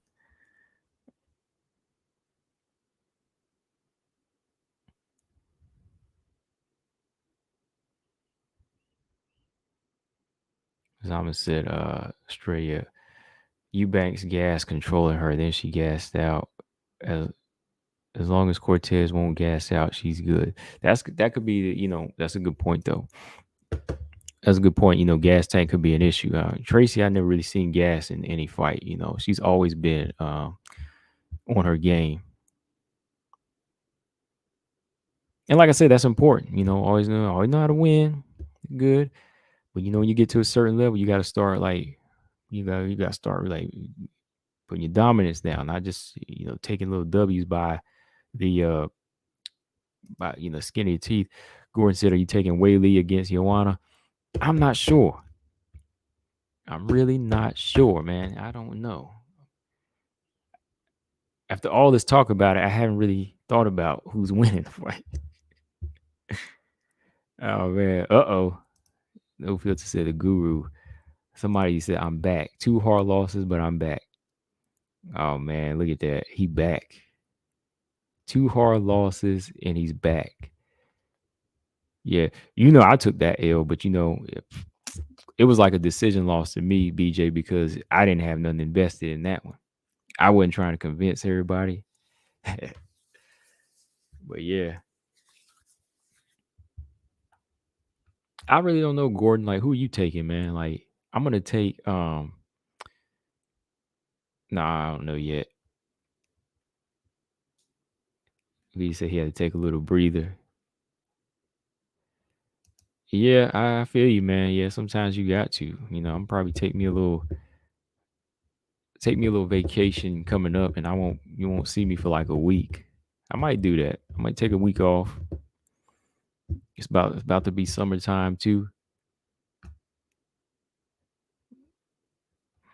Yeah, V Kendrick. He took it harder though. He took the L harder. I mean, he got knocked out. I was okay. BJ was stumbling, boy. BJ was stumbling all over the place, crying.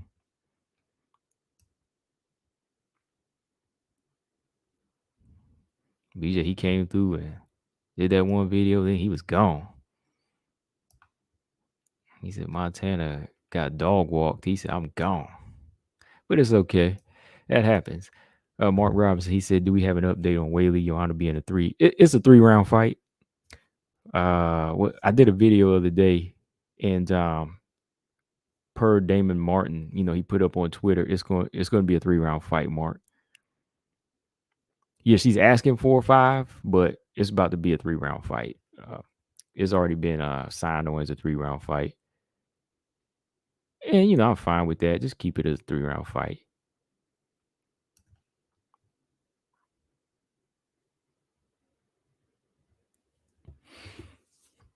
Yeah, we all took that L on Montana, man. I mean, I truly thought she could do it. But I kind of messed myself up when I said that she would have won that fight. Like because of her being gritty. But I was like, oh, wait a minute. Macy Barber had the dog. I said it myself on your stream the other day or like a week ago, But I wanted to go with the one with more tools in there, and that was Montana. But no, Macy improved, dude. She improved. Yeah, you gotta yeah. You gotta refresh the triple quadruple threat. Yeah, you got to.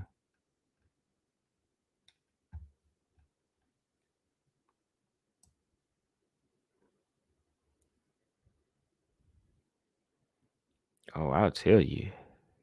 Yeah, I know how she got worked. Marcus said Montana didn't let me down. Yeah. I mean, the ones that really know, right? We know, but I just wanted to give her a chance. Gordon said, I'm leaning towards Joanna. How did your pre-fight poll end up for Katie Amanda? Oh, let me pull that up here. Hold on, let me pull it up. The Katie Serrano poll. it has been going back and forth. Oh, as of now, Katie is 52%. Serrano was 48. Yesterday it's kind of been going, it was kind of 50-50. Then it went for Serrano, then it went for Taylor. But yeah, like 52% say Katie and 48 say Amanda. It'll probably be 50-50 in a little while. So yeah, that's how close the fight was. That's how close the fight was, Gordon. So yeah. That's why when people tell me, "Oh no, Katie won," she won clearly. I'm like, no, man. Like, it could have gone either way. Like, tell me you saw what Serrano was doing. That's all I want to know. Like, it wasn't close on. It wasn't one sided on either side. Okay, but I just thought, going by my logic, that the one that landed the better punches was Serrano, effective.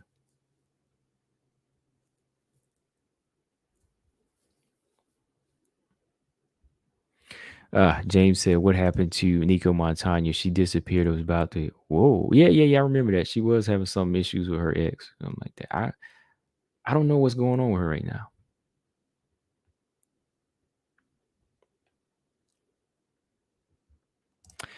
Zama said, "Rose versus Carla. 80% goes the distance. 15% Carla gassing out. Rose breaking in her late rounds. 5% fluke submission KO."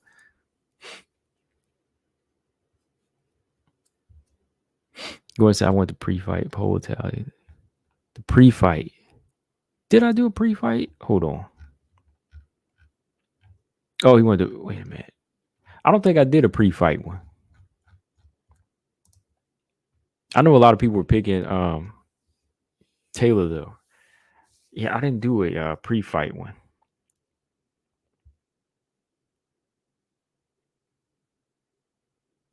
Brian Williams said, "How is boxing scored as opposed to MMA?" As far as like how the punches go, well, you got your jabs, you got your that score different from significant. Yes, from your power punches, of course. Power punches are scored different. Um, Let me pull up the rules because they don't really go by. Hold on, they don't really go by. I'm gonna give you the basics. Hold on.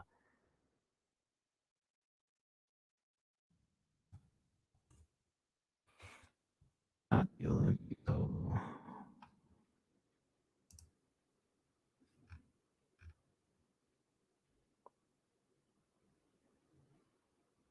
Mhm. All right. How is the fight scored? Okay. So, modern boxing scoring system is known as the 10-point must system. All right. Here's how it works. Judges score each round individually on a 10-point must scale. Most rounds are scored 10-9 with the boxer who did better scoring 10 and winning the round, with the other winning scoring 9. If a boxer is knocked down or hurt enough to prompt a standing count from the ref, that fighter loses a point. And I know in MMA they don't really score knockdowns. It's like 10-8 rounds, do they? No. So if a boxer dominates a round, controlling and landing better shots, and also knocks down their opponent, the end results of 10-9, 10-8 round. You can actually score 10-8 round just by being dominant. Like if your opponent never lands anything and you just beat them up, that could be a 10-8 round.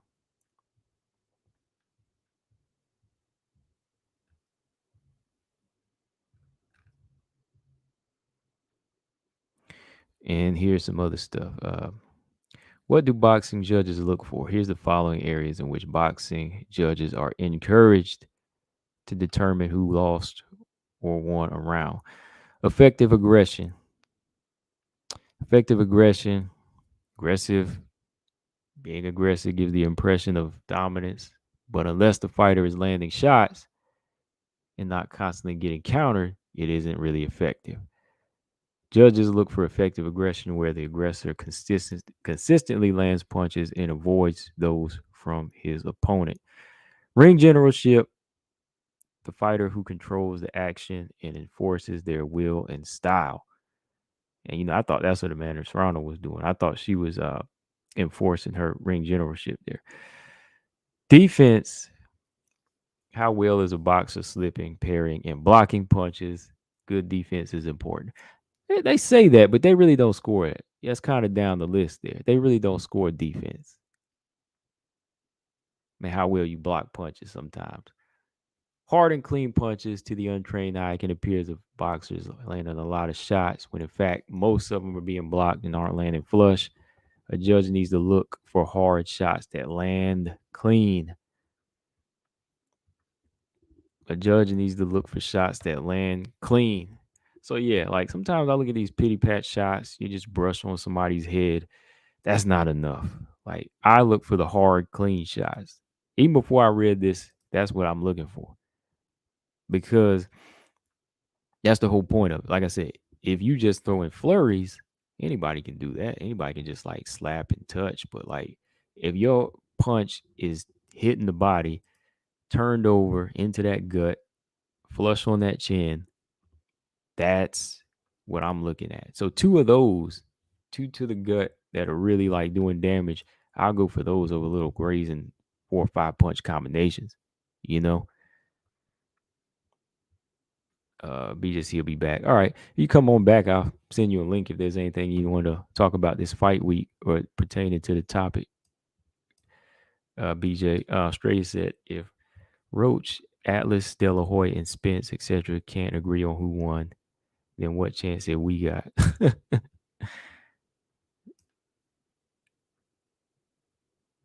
Nobody's ever going to agree. I mean, this ain't the first time, Australia. You know how it is. This is the fight game. This is what keeps us watching and keeps us talking. Next fight comes along, we're gonna say that you gonna say the same exact thing. So that's how it's gonna be. Everybody has different opinions. Everybody has their own view of what goes on in life.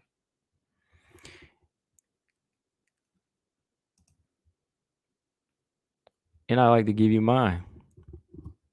And over here, I say Serrano won.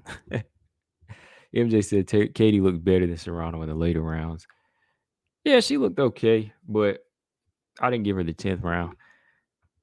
Yeah, yeah. She woke up. She woke up.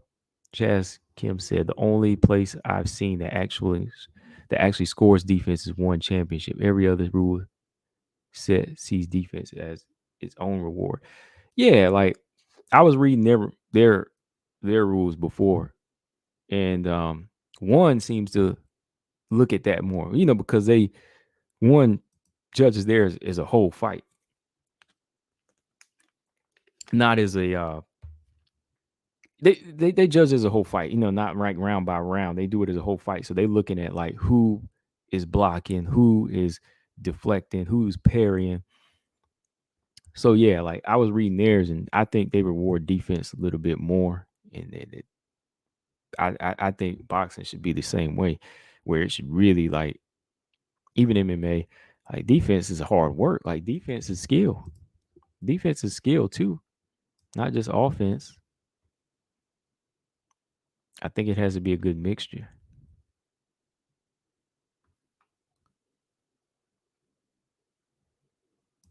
Yeah, yeah, that's what I said, Brian. I gave round 10 to Serrano.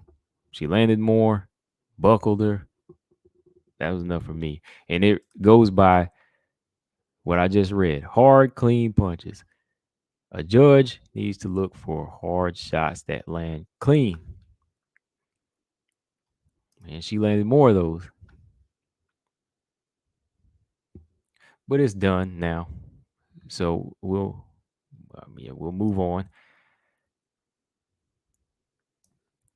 BJ said Montana was froze and not by Macy's power. You got a rude awakening. BJ, you want to link? I want to hear what you got to say about your rude awakening. I want to hear you come clean for sure about this. You had a rude awakening. You finally saw what we all seen. Is that what you're trying to say? Because if it is, I need to hear that from you. I want to hear what you got to say because this is what a lot of us have been saying, like levels to this thing. It's just like if you put again, here comes the name. Here comes the name. If you put Casey O'Neill in with one of these high level fighters right now, it ain't gonna be pretty. It ain't gonna be pretty versus what we seen with like Manone again. I just got to do that. I just got to do that. That's what I'm saying. I'm going by exactly what I seen with Montana. Like I said, I just wanted to go out on a limb and give her a chance, but everything I said was what happened. Wasn't really a rude awakening for me. I want to hear what you got to say.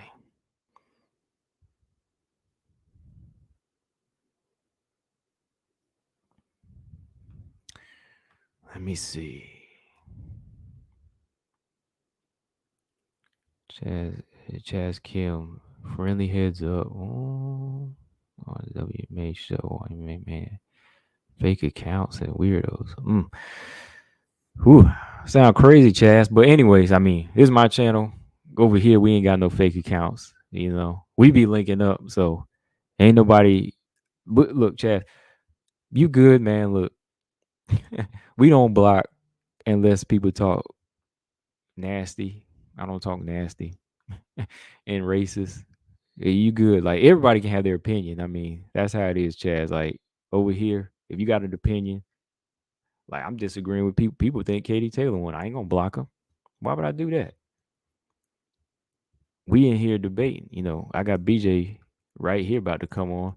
We don't agree on a lot of stuff, but I never block a person over that. Like, I mean, if you start talking sideways and crazy, like I said, yeah, you get blocked.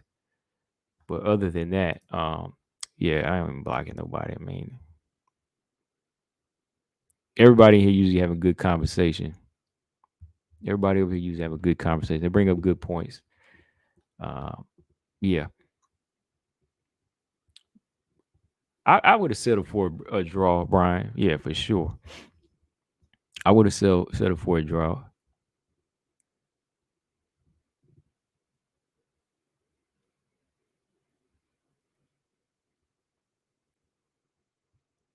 No, Zaman, that coach is my man too. You know, everybody different.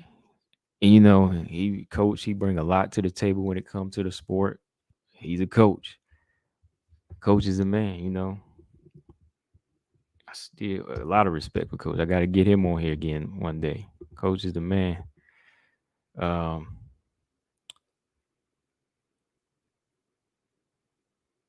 and BJ, man, BJ is normal. BJ is normal. BJ, you know, is a normal channel. Like we get animated. He get animated, but it's all logical. You know, BJ, that's my man right here. That's why I'm gonna send him a link right here. We just talk, man. This is what we do. But yeah, I don't understand like fake accounts and blocking people. Nobody's over here. Nobody over here is a fake account, right? No, Chad. Nobody over here is a fake account. BJ's a real person. Lolita's a real person. I blocked the satanic dude. Somebody blocked him. I mean, I would have because yeah, I don't dig that. So yeah, whoever got him out of here, I think it was Marcus. Yeah, whoever blocked the satanic dude, thank you.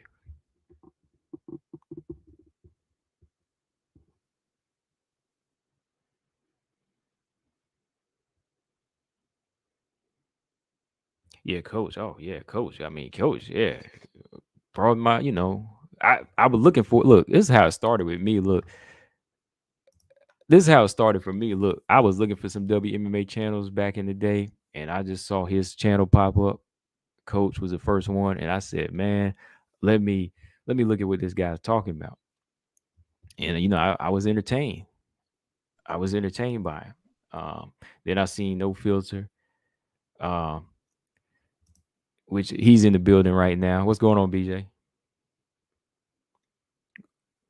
Hold on, let me add him. I'm here. I'm here. Oh, he here. See this guy right here. He ain't no fake account. He is a real dude that know the sport. What's up, man? What you want to hear me say, Combo? Damn, man. What you want to hear me say? Okay, let me scroll back up here. Let me pull this comment up. I just want to do it the right way. I don't want to miss a word, misquote you. Oh, Hang oh on. hell. Here we go. Okay, so BJ said I had a rude awakening. What did you have a rude awakening about, BJ? Let me start off by saying this. I don't doubt Montana De La Rosa's skill set. I still don't doubt that. the awakening that I had is that sometimes you don't get Montana De La Rosa. You don't get the Montana who goes into this fight and knows that she's going to win. Like now I know that sometimes she doesn't show up. You know what I'm saying? Like, I mean, now I know sometimes she does not show up. You know what I'm saying? Like if the pressure gets hot on Montana, you know what I'm saying? She buckles.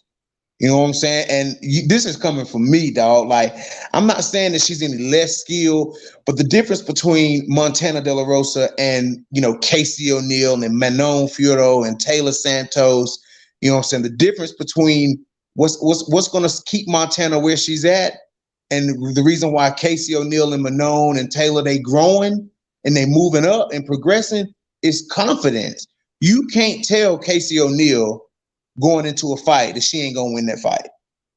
You know what I'm saying? Like, you can't tell Casey O'Neill that she not gonna go. You know, you can expect that from Casey O'Neill every single time she goes into the cage. You can expect it from Manon every time she goes into the cage. These girls they spew this confidence. You know what I'm saying? And Montana, she has times where she doesn't exude this confidence. She didn't do it in the fight with Andrea Lee. That was a close fight. I get it, but she kind of faded there at the end. Like, she kind of gave into the pressure that Andrea Lee was putting on her. You know what I'm saying? In the Bueno Silva fight, that fight that went to a draw that she really would have lost. You know what I'm saying? She started second guessing herself. The only bid. Somebody calling me, bro. Let me jump out and jump back in. Okay. All right. All right. Hold that thought. All right. He's got a call right now. I kind of want to go in off of what he was saying though. Like, I personally, after watching Macy and Montana fight, I was kind of in the mode where, oh, he's back. All right, you back. I mean, dude, my phone ain't rung all day, and as soon as I get on to say my thoughts, dude, people start calling me, bro. Like, I ain't even. Tatiana calling you, man. Bro, I'm gonna have to combo. Give me a second, dude. I'm gonna call right. I'm gonna jump right back in. Okay. Okay. All right. Sleight of mind, what's going on? Yeah. Going off what he was saying though, like somebody like Montana that's unpredictable. This is another thing about math that just don't add up sometimes. You got a guy like you got a fighter like Montana. He says is kind of unpredictable. Sometimes there, sometimes not. But then you got one like Macy, who is a little bit more. She's a little limited, right? Limited, but she always has the mind frame that she wants to win, right? She always has that mind frame that she wants to win. To me, that fighter can progress more. And that's what made me think. Like after I watched that fight between Macy and Montana, I said, "Damn, like I didn't catch that." Like I usually would catch stuff like that, but I was like, the fact that Montana is kind of questionable sometimes about showing up, I don't know if I can pick her. Roger, what's going on? Brian said, Brian said, don't answer the phone. I'm back, dude. It's just my mom and my sisters, bro. Like they do that. Like they just call. Like they wait until dude, my phone will go all day without calling. Let me get on a podcast. Let me jump on your stream, and my phone start ringing. Then I call her back. I say, my mom called me 2 times in a row. I said, Mom, what is it? Oh, I was just seeing what you were doing. So you called back to back after I forwarded the first call? Like, come on, man. I'm sorry, dude, but they've been burning me up with that shit lately. But anyways, hold on. I got an echo on your side. Oh, let me see. Hold on.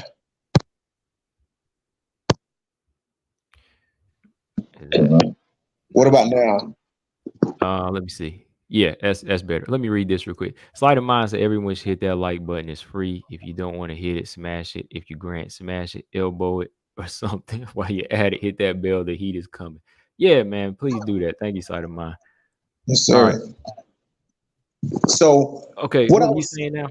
What I was saying was like, that's what's going to set Montana apart from the rest of these girls. The most confident I've seen Montana is in a fight where she thinks she can win the fight. She knew she would beat Nadia Kassem. She knew she would beat Rachel Ostovich. She knew she would beat some of those other girls she fought. She knew she would beat Viviane Araujo. She didn't, but she fought like it. You know what I'm saying? Like, it's just, I don't know, man. Like, Montana's starting to bring some questions into my mind. You know what I'm saying? Like, I thought Montana could, just judging on how good she looked, judging on how she's looked so far, you know what I'm saying? Like, before this fight, the wins that, the way that she's won fights, you know what I'm saying? Like, I don't think it's far-fetched to say that this girl has the potential to be good. The problem with her is she doesn't think, I don't think she thinks it.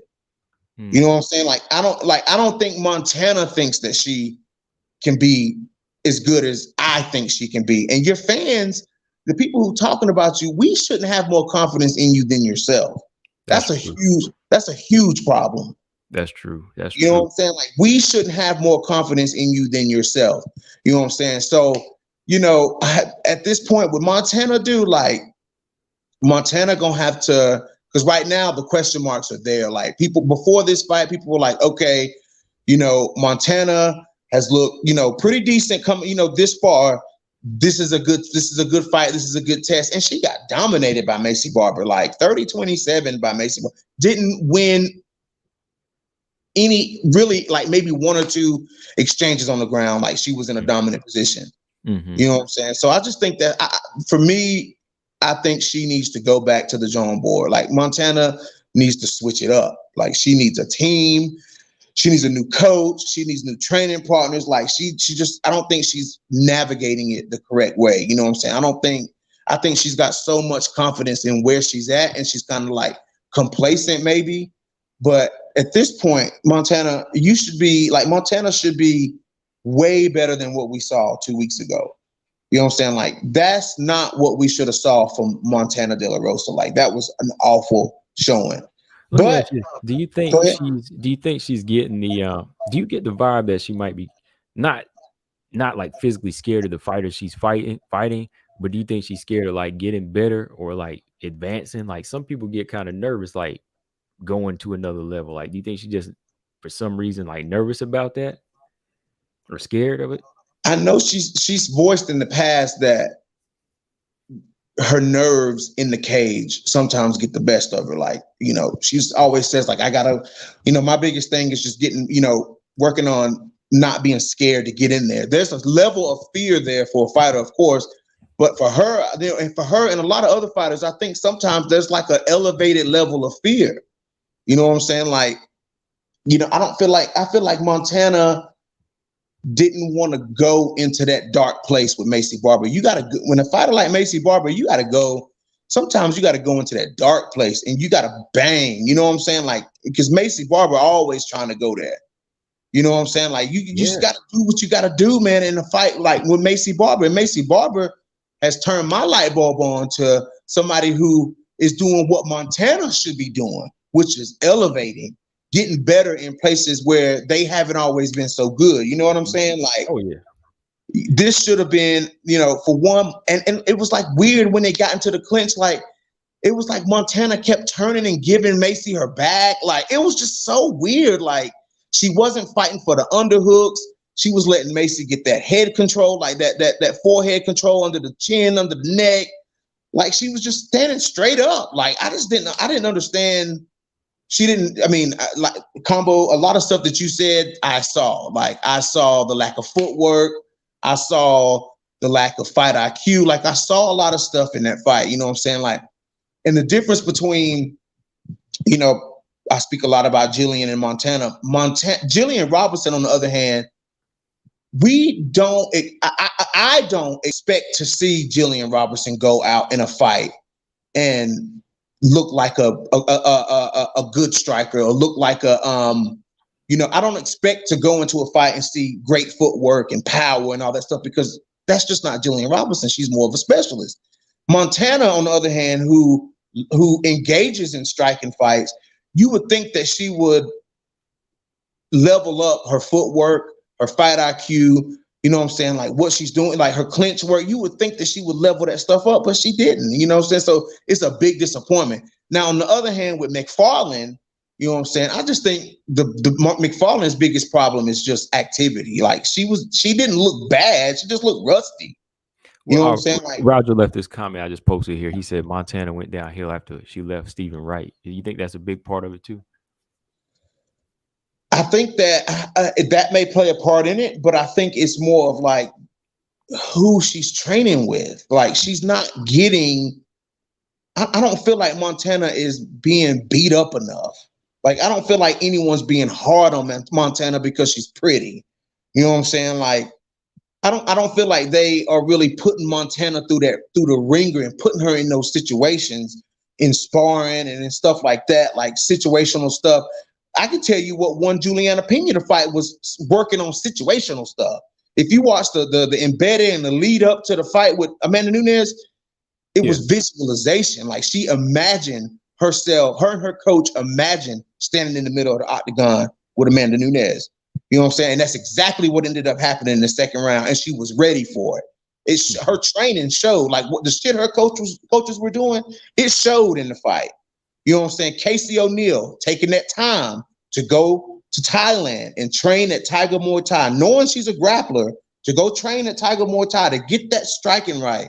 Look at the fight with Roxanne Modafferi. It showed. You know what I'm saying? Like for me, it's just like, hey, like Montana, it's like she's still training as if she's training to fight Mara Romero Barella and Rachel Ostovich. Yeah. Yeah. Like, she's not training to fight KGB. She's not training to fight Adarujo. She's not training to fight Macy Barber. Like she's not. I feel like her training hasn't. I don't know what it is. Something is not connecting there. You know what I'm saying? And I'm a fan. You know what I'm saying? So a lot of stuff I kind of like look over. You know what I'm saying? Like I know she's fallen. I know she falls deficient in this department, but I see the improvement. That's the mindset I have. Like I get she's not a good striker. Yeah. But I've seen the improvements in her striker, so I banked on that. You know what I'm saying? Mm-hmm. Her striking, and now her clinch work, whatever, her ability, her strength, and her ability to take these girls down and dominate these girls on the ground. Macy Barber said she didn't even feel strong in there. You know what I'm saying? So it's like Macy was like, I was surprised at how not strong she was. Damn, I was like, crazy. What? I was like, are you kidding? And Macy talking cash shit. Like I heard Montana was a wrestler. You know what I'm saying? I want to show her my rep. Like in no world, in no multiverse whatsoever, should Macy have out-grappled Montana De La Rosa. In no fight, no situation, no nothing should that have happened. And it happened. We watched it happen. I sat here and watched it happen. You know, the more I did the math on it too, like I said, it just never adds up. But I just look at like Macy, like she never has that approach where it's just like, I don't want to fight today. Or you know what I mean? Or I'm not going to show up. It's always there. And she has, like we thought she had the lack of skill, but I think that's important is for a fighter to move forward. Like Macy is going to go somewhere, like just off of the mindset. Of course, you're going to need the skills, but like for you, like what would you rather do, man? Like, would you rather train somebody that is unpredictable? Yeah, she's good at one or two things, but she's unpredictable. You don't know if she's going to show up, or do you want somebody that loves to fight and can improve? Give me the person who wants to improve and loves to fight. At this point, that's my verdict until proven otherwise on Montana. Like, either you show up, you're in the UFC, like, you know what I'm saying? Like, I would hate to see Montana get cut and then say, oh, I should have done this, or I should have done that. Now's the time to do it. Now you're in the hot seat, Montana. You're on this win-loss draw pattern. Like, you have to put a string of wins together. Like, the same goes for Robertson. Like, they have to put, and a few other girls in the division. Like, they got to put some wins together, man. Like, Miranda Maverick got to put some wins together. Like, they gotta. It's time to level up. You know what I'm saying? Like, Montana has been in way too many fights in the UFC, like 8 or 9 fights. She's had a lot of fights and a lot of experience to not go out there and lose to Macy Barber in that fashion. Jillian Robinson getting knocked out by Macy, anybody could have saw that coming. Mm-hmm. You know what I'm saying? Like, anybody can see that coming. You know what I'm saying? That could, because that's just either Jillian was going to choke Macy out or Macy was going to knock her out. One of those two things were going to happen. And we knew that going into that fight. You know what I'm saying? Montana, on the other hand, like, dude, like, I think that she's better than Macy. I thought going into the fight that she was better than Macy at every turn. I thought her groundwork was better. I thought she was stronger, and I thought her striking was more precise and more to the point than Macy Barber's. But you You know know what I'm saying? what? You know what kind of had me thinking that night when I was on your live stream, whenever I told you who had more dog in them? I said Right, Macy Barber, but I still want to ride with Montana. I said Montana's gonna do this because she's got a good balance. But something kept telling me like Barber, like that dog in is gonna pull it through, man. You don't know what you're thinking. But I was like, nah, Montana's gonna do this. She's gonna show something. But it's just one of them things, man. Robot Chicken said poor preparation leads to poor performance, you know? right. Yeah, dude, I totally agree. But, you know, pending Montana, like, because I'm pretty sure Montana's going to try to get right back in there. You know what I'm saying? Like, every time she loses, she tries to jump right back in. So for me, it's Is that like, why?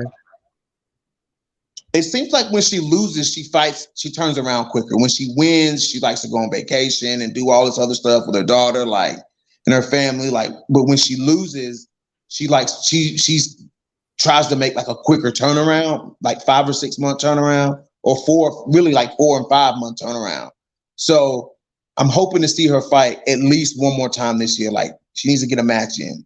Um, the thing about it is though, like, until I see her fight again, like, I gotta see Montana fight again. Like, and if she goes out and she fights a solid opponent, like maybe the Marina Moroz fight, if they make that fight, is Marina Moroz ain't matched up with nobody, is she? No, she's not.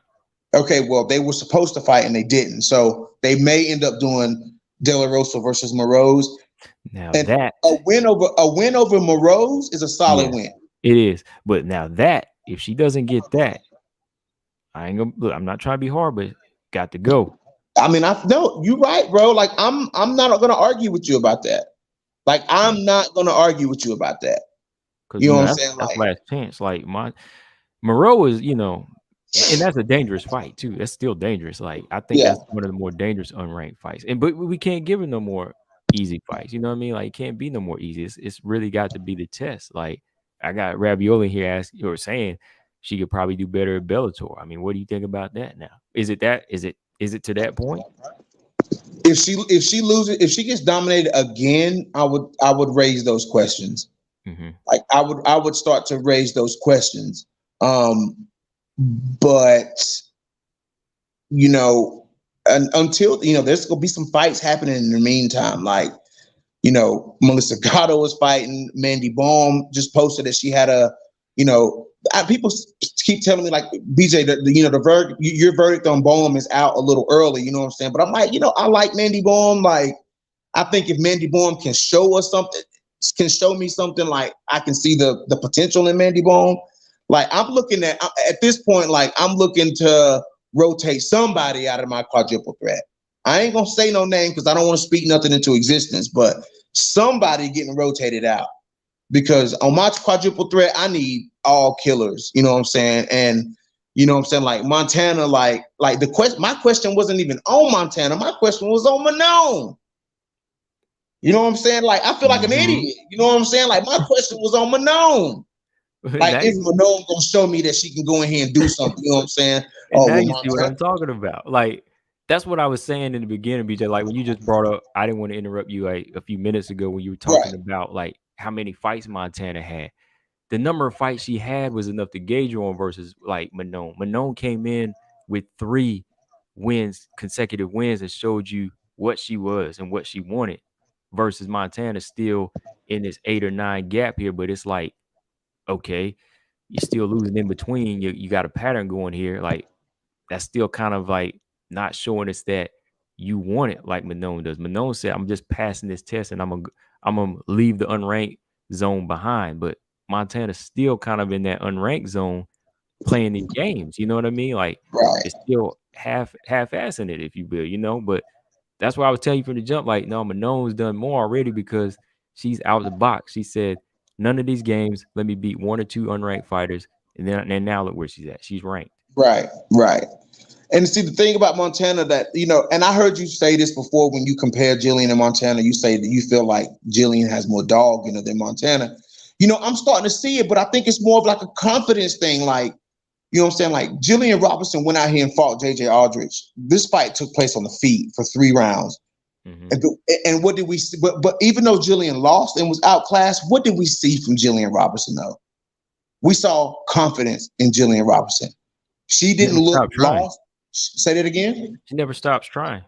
Right, like she never had that look in her eyes, like, oh my God, I don't know what to do here. You know what I'm saying? Like she never had that look in her eyes. You know what I'm saying? Like I seen the work that Jillian Robinson's putting in on her striking.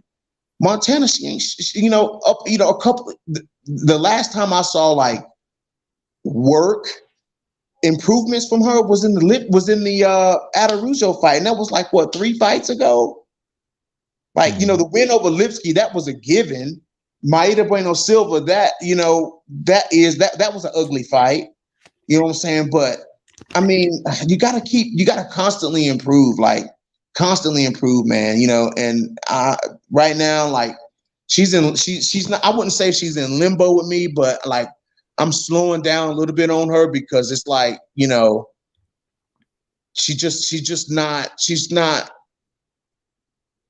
she's not coming in. Like Montana is capable of so much more than what we saw. You know what Okay. I'm saying? It's like she's capable. Yeah. It's for me. It's not a question of skill set. It's confidence. Mark Well, Robinson I said, got Mark. "Go He ahead, Mark. got What something did for Mark you. say?"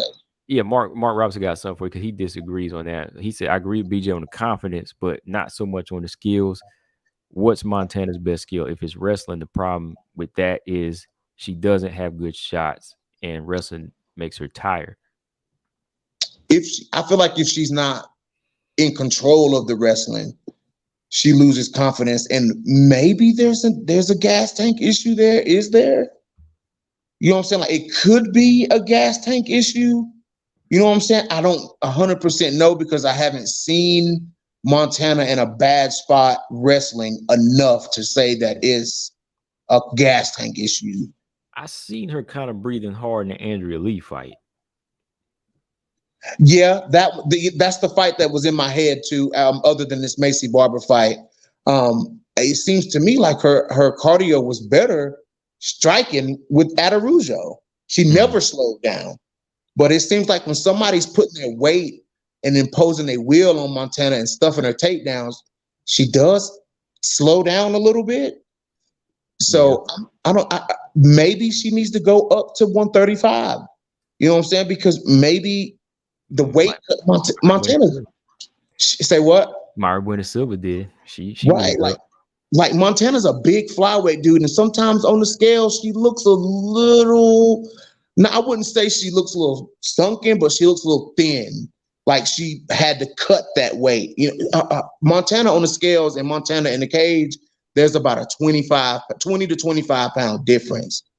It's got to be a 20-pound difference at least. Mm. So maybe she needs to move up, and it'll help with her cardio, and maybe we can see a different look with Montana, but I mean something's got to change. Like something's got to elevate. So until then, be ready for the King Casey O'Neill talk. I know my girl is out with this ACL, but But I'm gonna have to go hard on the ones who showing me that they want me to go hard for them. You know what I'm saying? Like Casey O'Neill is, you know what I'm saying? She want her fans to be as hype mhm. as she is because Yeah, she's hype. right. And see the thing that you people disagree or you disagree with me on with Casey, it's not a confidence thing with her. She's got the confidence. It's still just a skill thing that she just needs to build up like she's doing. Right.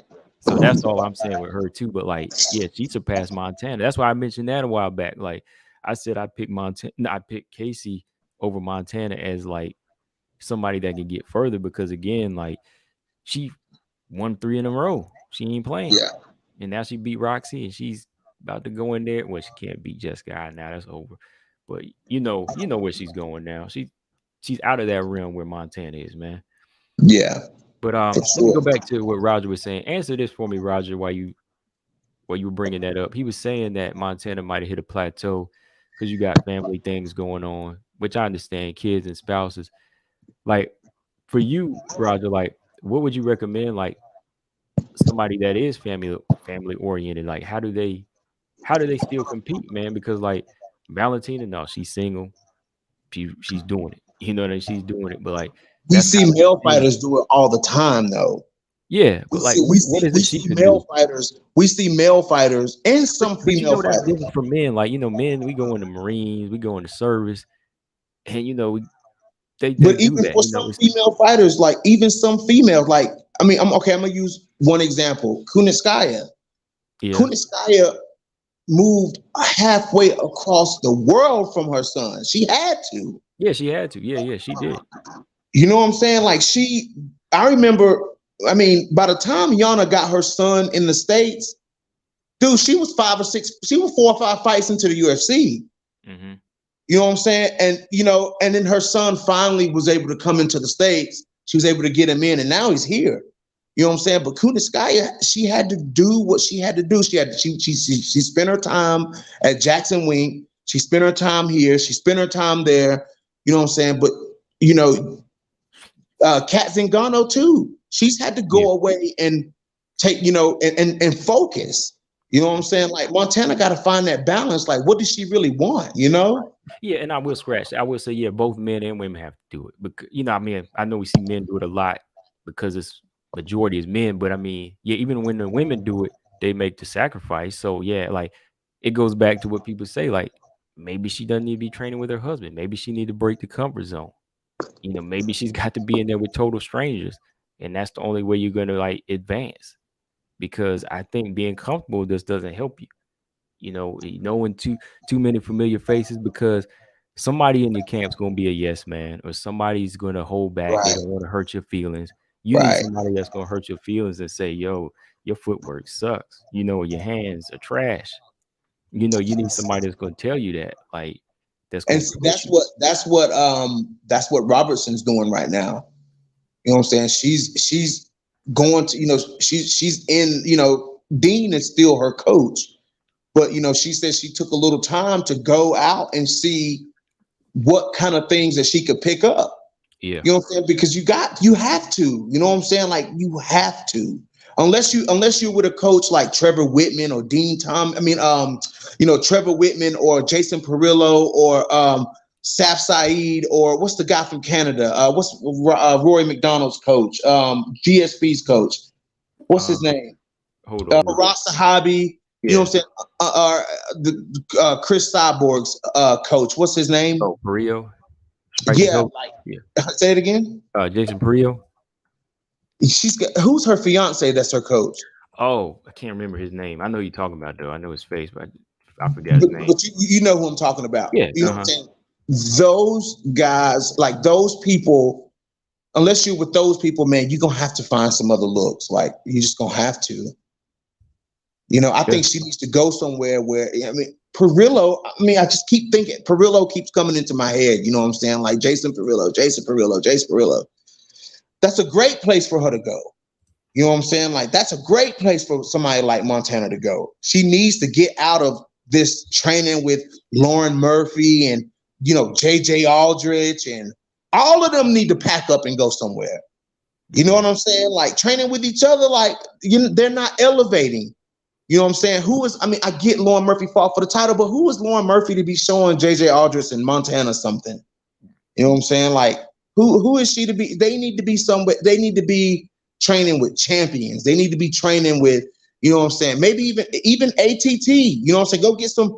Montana could benefit from some looks from Joanna Young Jacek or Amanda Nunes or some other people. You know what I'm saying? Like she could benefit from that.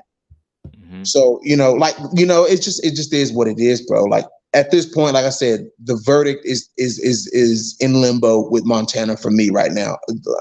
For me, I'm all about, and I can't take it back just because I'm a fan. You know what I'm saying? I'm all about what you show, like what you do. We can speculate all day. What you do when that cage door closes, for me, that's what's important. You know what Right. I'm saying? Like, That's what and makes you what a fan of him in the first place. say it again. That's what makes you a fan of the fighter in the first place. Just Exactly. That's where it started. So that's where it's got to continue. You know what I'm like, saying? And if why are you you a ain't fan of Joanna? Like, why are you a fan of Joanna? Like, you know what I mean? exactly right, like because we've seen excellence from Joanna Young Jacek. Very few mistakes. You know what I'm saying? Very few mistakes from Joanna. But it just as an example. So like I said, that spot, excuse me, a spot in my quadruple threat might be up for grabs Mhm. unless Montana can show me something. We got a lot of fights coming. Like I said, Any Bone potentials? Any potentials that's gonna steal that spot? potential. Melissa Gatto is a potential. Gatto or Cortez? What if Cortez wins? No, Damn. no, Cortez no. got a Cortez got a nice little string of wins together now. She does, but I don't do I don't even remember her fights. Like Wow. that's bad. Like I That watched them and I is. don't even remember. I can remember everyone else's fights, but when it comes to hers, I do not remember them. Wow. So like to Hang on me, here. like Hold on one second. it's gotta be. Teron. Oh, Go what was ahead. you gonna say? Oh, go ahead. Go ahead. Like for me, it's gotta be a natural attraction to what I see. I Okay. don't like to force it. Like I don't want to Yeah, like yeah. you know what I'm saying? Yeah, Like it's because gotta that's be how I like am with mine. Like everybody I've been picking like that in mine. There's got to be something that you see. You just can't just grab a person because they're on a winning streak. Yeah, if they're not really showing anything, it's not. It's hard to put them in there. yeah. Um so it's got to be like look like right now my eyes are on Gatto, my eyes are on Morose, my eyes are on my eyes been on Mandy Bohm, About Aldridge. and Aldrich. Yeah, I was gonna say Aldrich, and of course Aaron Blanchfield is always lurking in the shadows as well. So yeah. I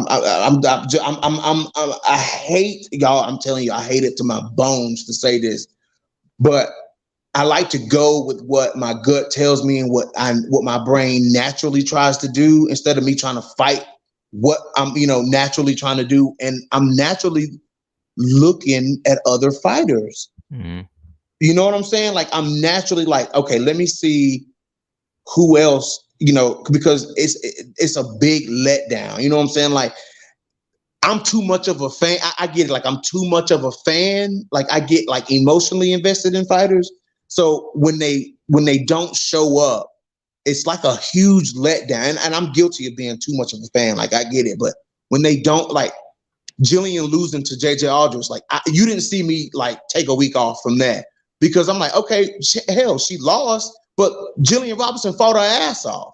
You know what I'm saying? There was effort, there was confidence. So I was, I didn't feel gut wrenched. I hated it, but I didn't feel gut wrenched. This performance by Montana, it's like, oh, come on, man. Like, come on.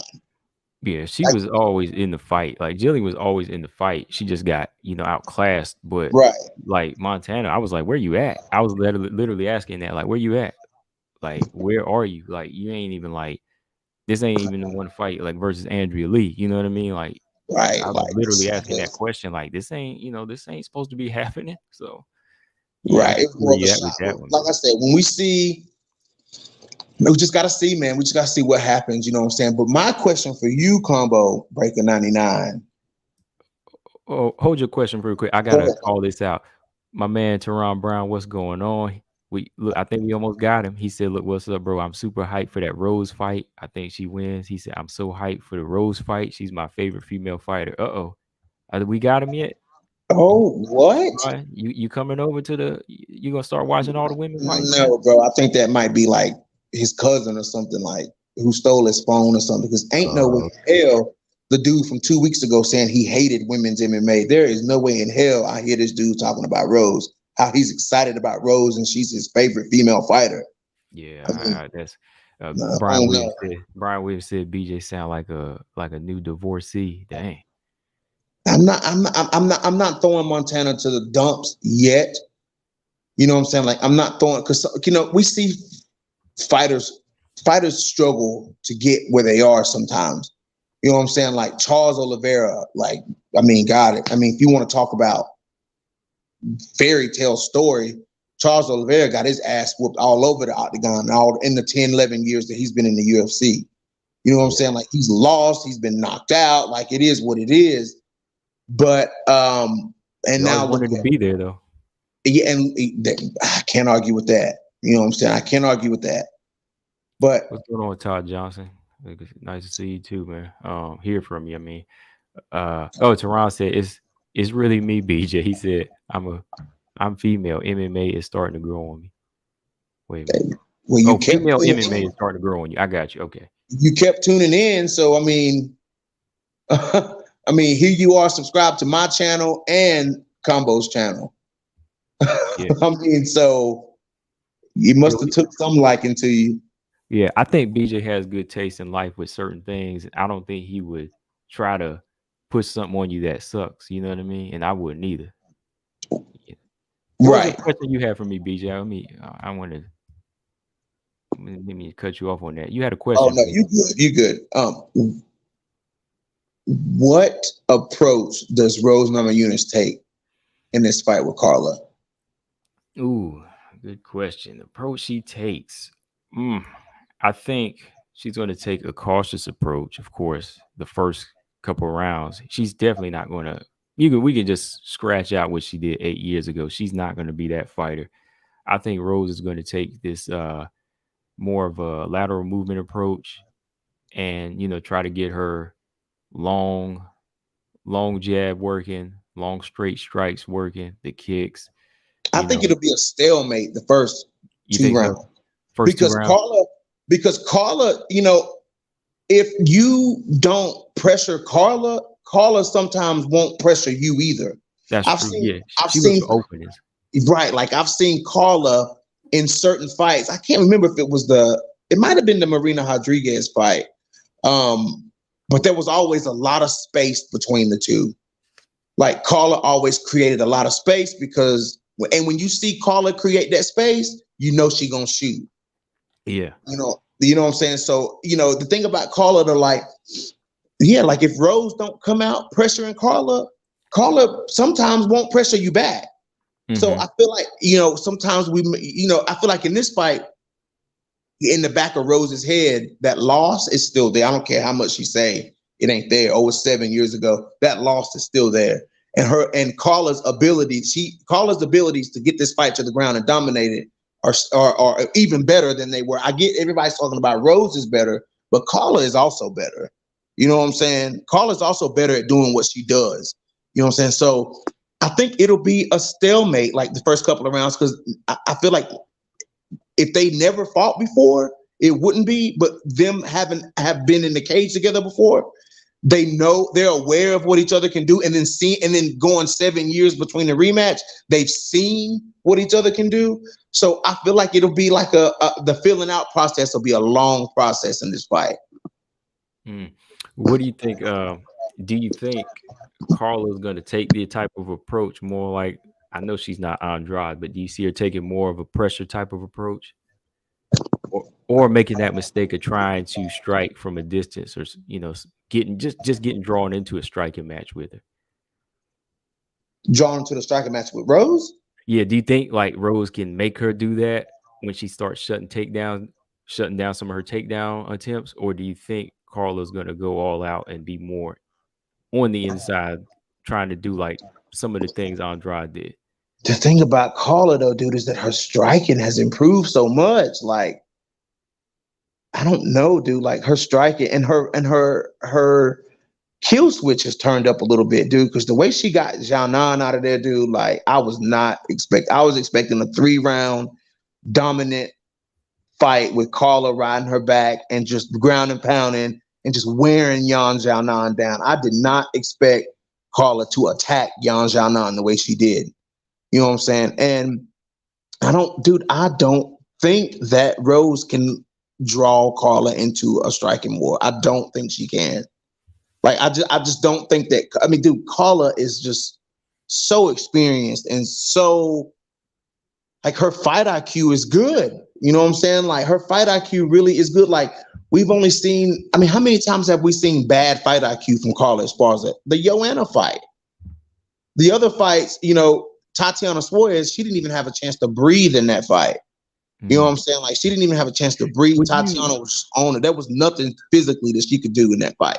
would you But other contribute than that that, to bad IQ for both of those fights, or just completely being canceled out because they were so big and better? it could be that, but we never. You might be right, Combo. We just never see Carla fight a dumb fight or a bad fight. We never really see it. So based off of now, of course, like I just got done talking about, what happens in the cage is different. But based off of what we've seen, we haven't really seen Carla fight a bad fight. Not Yan Jana, but Zaman said Yan Jana almost armbarred her. He said she has negative ground game. What do you think about that, Who has negative ground game? Carla? What does that even mean? I don't know. I mean, yeah, she's got ground game, man. She's got a ground game. Like Carla's got a Absolutely, ground Carla has a ground game. negative ground game is to say, come on now. Like, oh, hold on. Chaz Kim said, I think Rose should have studied how Joanna beat Carla. Never let her get close enough for the takedown, use her boxing and reach to keep Esparza outside. She could do that this fight She because Rose could. got stronger. Yeah, she did. Who do you think is But stronger physically, like Rose Namajunas or Marina Rodriguez?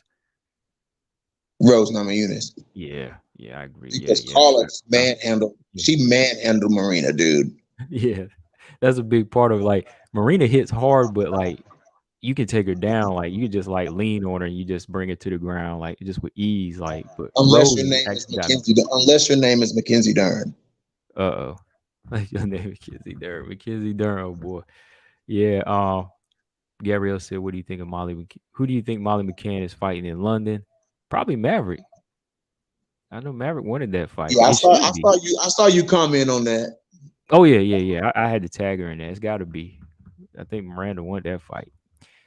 DeFran said Rose is going to head kick Carla just like she did Zhang Wei Li. It's a fairly easy win. What do you think about that? I don't think. I don't think it's I easy. don't think Carla. See, the thing about Zhang Wei Li is the first thing on Zhang Wei Li's mind is striking. That's not the first thing on Carla's mind. Yeah. So the threat of the takedown, I think, is enough to make Rose somewhat, to some degree, second guess herself. Fighting a wrestler, fighting somebody who shoots, which is what Montana should have been doing with with the level of wrestling that she has. She should have shot right away on Macy and took her down. But Carla, the way Carla shoots and as fast as Carla shoots, Carla has some of the best single and double legs. Like she blasts those double legs. Like Yeah. when she goes, she goes. So you see a lot of wrestlers shoot fast. You see them shoot, but you see some of them shoot fast. Like Khabib shots fast. He shoots fast. Tatiana Suarez shoots fast. Oh man. Carla shoots fast. Suarez ain't no joke. Yeah, Ravioli said Suarez Esparza was a mismatch. That's what it turned out to be. That's really what it was like, even on paper. Like, I didn't really think she was ever going to have like a clear chance, even with her IQ, to do what she needed to do against Suarez, man. Well, I think at that point, everybody was like, who's the better wrestler? Because Yeah. at that point, at that time, when you talking about wrestlers, there was only two in the division who really stood out, and it was Carla and Tatiana. Mm-hmm. And so they pit them two against each other to see who was better, and we clearly saw who was better. So now, I seen on the embedded Carla holler, I'm the best wrestler in the division. Mm-hmm. Yeah, that's because Tatiana Suarez has been out and she moved up to 125. Right. So, yes, you are now. Currently, I would say yes, now she's the best wrestler, but she hasn't always been. Yeah, Mr. Lee said, didn't Esparza have a bad fight against Suarez? Yeah, that's what we are just talking about. She got destroyed. I don't think it Destroyed. was. I don't think it was a bad fight. I just think that was the only way that fight could have went.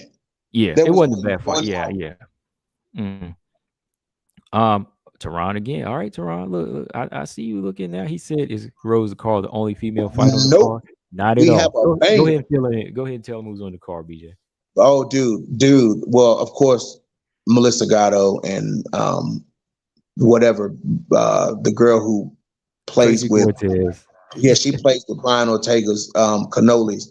Her and but dude, the sleeper, I know what the sleeper is. the sleeper, bro. I You know know it. what the sleeper is, combo, and All that's right. fucking Macy Chasson versus Norma Dumont. That's the sleeper. That's a featherweight fight. That's gonna be a banger. That's a banger, bro. That's a real. Tehran, check that fight out. Woo, that I just got chills from my toes all the way to my head, bro. That is the fight. That's I'm looking forward to that fight more than I'm looking forward to Rosa and Carla, and the reason why is because Wow. I like what Norma Dumont is doing for 145, and I like that Macy Chasson finally is embracing 145. Mm, We knew she was limited on 135, dude. We knew that. We knew that those days were numbered. You know what I'm yeah. saying? So seeing her at 145 plus, against Dumont, who's just a fucking killer, give me that fight all day. I'm glad it's on the prelims. Yeah, yeah, that's gonna be a good one. You got that fight. You've got also Arnold Ariana Carlosi and Luca Yeah. Benitez. That's BJ's reaction. He didn't even want to talk about that. But you got 4 fights on there. You got 4. Brian Real Williams quick said, before I go, Combo, yeah, yeah, we'll go before I for it. go, I want to hear your thoughts on Dumont versus Chasson. Oh man, I was talking about a little bit earlier, like just deciding who I was gonna pick. I kind of lean towards Dumont in this fight because I'm looking at how she performs in her, just looking at her resume, like the way Norma Dumont performs against high level fighters. She has a good IQ. Not saying Macy Chiasson doesn't, but those fighters that I thought she would have utilized her reach and her, her right hand and her jab in, she didn't commit to, man. So It's a letdown, ain't it? it's a letdown. It's a letdown, Yeah. man. Like I was kind of feel like you were against like with Montana because like Rocky finished her, Lena Landsberg clinched her up and made it look easy. Made it look easy, bro. So yeah, like I can't help but kind of lean towards Norma Dumont because I think Norma. Even I say this, look, the Megan Anderson fight, we can kind of scratch that. That's just Megan's Bro, power. she was so out of shape, bro. Yeah, Like you could tell she got off the couch to fight Megan Anderson. yeah. But since then she hasn't looked like that. She has not No, looked like that, and I no. don't think Macy has that type of power, or at least she doesn't use it as much as she needs to in these fights. So it's gonna be explosive. It ain't going. I don't think it's gonna go 3. The thing with me, bro, and I was just talking about this last night on Bloody Canvas. We were talking about Cyril at the heavyweight division, Cyril Gahn versus Tai Tuivasa. You know, Mm. everybody's picking Cyril Gahn, you know what I'm saying, because Mm. everybody's picking him. But I'm like, listen, and the same thing applies to this Macy Chasson and Norma Dumont fight. Cyril Gahn does not attack you the way that Tai Tuivasa does. Tai Tuivasa attacks. He has a lightning fast jab. His leg kicks are insane. He knocked Derek Lewis out with an elbow. Like, I mean, it's the level of attack. Like, and the thing about Norma Dumont is, dude, her attack, the level of her attack and the what's the word I'm looking for? The what's the word I'm looking for, dude? The rate of her attack. It's always something coming from Norma Dumont. And that's the thing. Like, that's the thing. Like, some fighters have these flat moments in fights where they don't really do stuff. Like Cyril Gahn has flat moments in fights where he's just kind of standing there like pedestrian like, you know what I'm saying? And Macy Chasson has the same thing. You know what I'm saying? She does the same thing, like versus where in those in between moments is what won Cheeto Vera to fight the other night. Cheeto Yeah. Vera, Yeah. he lost. I mean, you know, if you look at the scorecards, it looked to me like he lost the fight just visually watching the fight. But in those in between moments, he was beating dude's face to shreds, bro, knocking him Mhm. down, knees, elbows, and that's what won in the fight. And see, I think Norma Dumont is that type of work rate of fighter who, in the in between moments where Chasson is not doing anything, Norma Dumont gonna be working. Yeah. That's where she that's where she failed, even with Rocky Pennington fight. Like Right, Rocky was always jabbing her to the body and hitting her, right. whereas she was still trying to find her range or just taking breaks. But it was like, no, Rocky's staying working. Jama said Tuivasa has no path for victory. He didn't have a path to victory against Derek Lewis either, and he put Derek Lewis on his face in front of his home crowd. So And this is somebody heavyweight. who's You at always got a heavyweight, path. somebody who surged like Tato Ivasa did. Listen, man, this guy was cut, yo. This guy was gone from the UFC, and then they said, "Oh, we're gonna he'll take this short notice fight." Gave him the fight, and look at this dude now, man. This dude is like the number 2 ranked heavyweight. Hmm. You know what I'm saying? Like, I mean, Yeah. come on, man. You got to give Tai Tuivasa his props, man. This guy's that guy's a killer, bro. Cyril Gane, to me, don't have that killer instinct. He's had finishes, but you know what I'm saying? In that fight with Francis Ngannou, which I give him credit for, I think that's the least amount of damage anyone has ever taken in a fight with Francis Ngannou. But I feel like there were moments in that fight, man, when he could have poured it on Francis Ngannou, and he didn't. He would rather, kick to the, low kick or jab or something like that, when there were moments where obviously Ngannou was slowing down and he just didn't capitalize on it. Mm-hmm. To me, Cyril Gane fights too clean. Like, he fights too clean for me. You know what I'm saying? Like, that's the same problem I have with Miranda Maverick. Like, they fight too clean. Like, I want to see him get gritty. You know what I'm saying? And Tai Tuivasa, man, when Greg Hardy, I get, is not the most skilled person, but he cracked Tai Tuivasa. And out of pure instinct, Tai knocked him on his face. You know what I'm saying? I mean, come on, man. Yeah, you gotta have that wild card in you every now and then, make that person that say, "Where the hell that come from?" You know what I Right. mean? Like, it can't always Exactly. be ABC. Yeah. Ravioli said Macy Chiasson never flatlined anybody. She did flatline Gina Mazzani, I think, didn't she? Yeah, she beat the hell out of Gina. Yeah. Well, she said she never flatlined anybody like Megan. I think Norma's chin will hold up and she'll outbox Macy. It's very, very, very much possible she could outstrike her and just like clinch her. Because the day Macy Chiasson stop using those tie clenches and them knees, it's really like cost her But a couple fights. she's dangerous there though. She is like the day she stopped using, it's like she, just kind of fell the downside. Like that was a big part of her game plan. Was like how she, you remember how she did Leah Letson? Yeah, dude, on the Tough House. Yeah, dude. I Yeah, mean, Leah was like, she just couldn't recover. You know what I'm saying? She tried to block him and like nothing, but you know what I'm saying? Like, Macy, Macy big at 145. Like, we all have come to that conclusion, dude. yeah. Like, Hmm. she's big at 145, and she can really impose her height and her reach on Norma the same way Megan Anderson did. But you know what I'm saying? Norma, dude, she just everything that Norma throws is just so fast and so crisp. There's not really much wasted movement from Norma Dumont. Everything pretty much lands. Hmm. You know what I'm saying? And it lands hard and it slow, like it wore Felicia Spencer down over the course of that fight. And Felicia Spencer is a tough featherweight, you know what I'm saying? And Norma punished her, and then she punished Aspen Ladd, dude. She punished Ashley Evans Smith. Like, Norma is just a punisher, bro. I mean, yes, that like she punched her to the point her corner didn't think she was doing anything, but it was like I don't think she really could at that point. Uh-huh. I'm just saying, man. Oh yeah, while I got you, yeah, let me ask you this too, since you brought the Tough House in the chat. Question for everybody: like, y'all watching the Tough House tomorrow? Tough Show, Tough 30. I mean, yes, yes. Only because the only reason I'm watching it is because it's women's flyweight. And your girl Pena, she's a good coach, man. You better Well, watch it. I mean, I ain't. obviously that, but I'm Yeah, saying, like, other than Pena talking her trash, which she has every fucking right to talk as much shit as she wants to talk. I'm just telling y'all that. I'm just telling y'all that now. You know what I'm saying? Don't be mad when Juliana Pena is popping off at the mouth, because she has every right to do so.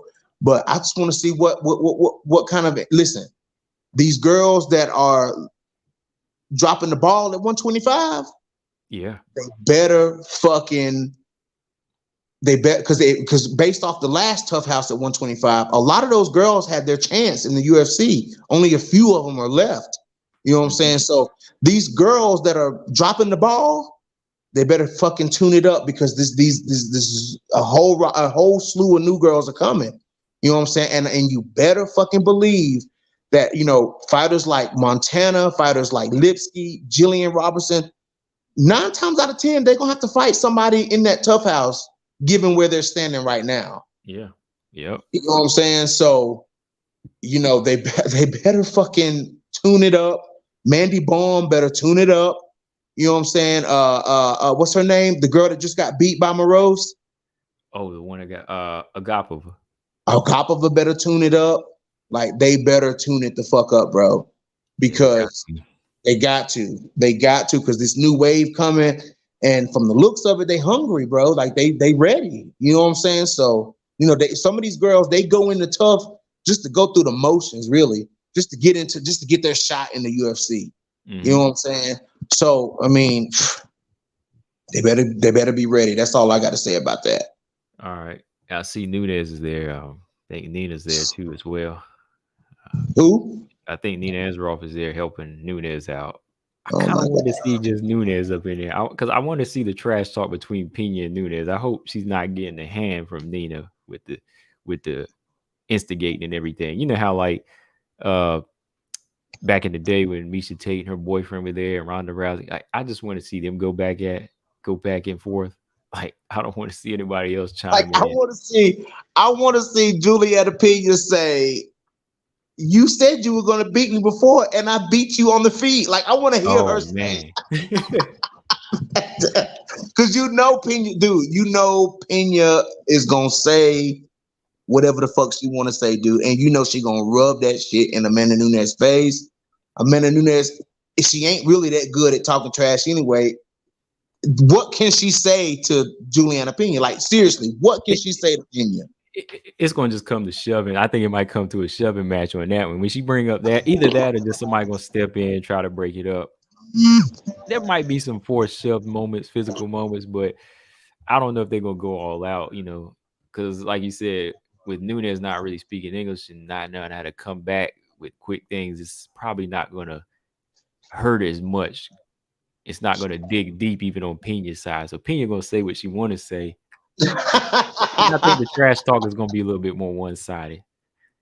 Yeah, dude. Because I mean, dude, if you just go back and look at that press conference, dude, when they was going at it, dude, like once again, you know what I'm saying? We go back to the confidence thing, dude. Full of spilling confidence out of her fucking nose. Juliana was so, dude. That's how these girls gotta be, dude. That's how. At this point, that's the bar, bro. For me, that's the bar. If you ain't coming in with Juliana Pena confidence, bro, I'm questioning you. Yeah. You know what I'm saying? It is what it is. What's crazy is like it's the same thing I've said about Pena. Like before she even said it, I've said it by watching her fights and knowing her. I was like, this girl's reckless. She likes to go in there to fight and fire. And then all of a sudden, on her interview, she was like, yeah, I like to go into the fire. She was like, I don't care. You know what I mean? Like she said that's Right. her character. So I was like, yeah, I know this is her style. Like I talked about her like Valentina. That's the difference between them. Like maybe next time it could win her a fight with Valentina. I know who's gonna Right. get mad at that. People gonna get mad I said that. But that recklessness could cost her in a rematch with Valentina, or it could get her a victory against Valentina. It's all in how it plays out. The thing about Pena, though, like I get that she's reckless, but what she showed us in this fight with Nunes is there's the recklessness is still there, but it's been slightly tightened up, dude. Like it's slightly been tightened up, dude. Because when I tell you, I never saw Pena. I never thought I would see Pena sticking a jab like that. I never thought I would see her sticking a jab and coming over with the right hand. You know what I'm saying? Like I just never thought I would see it. You know what I'm saying? You know what? I was surprised. I was surprised that Nunes didn't know how to get out of the way of the jab. Like I was impressed with Pena's jab, but I was really shocked how Nunes didn't know how to get out of the way of a straight punch.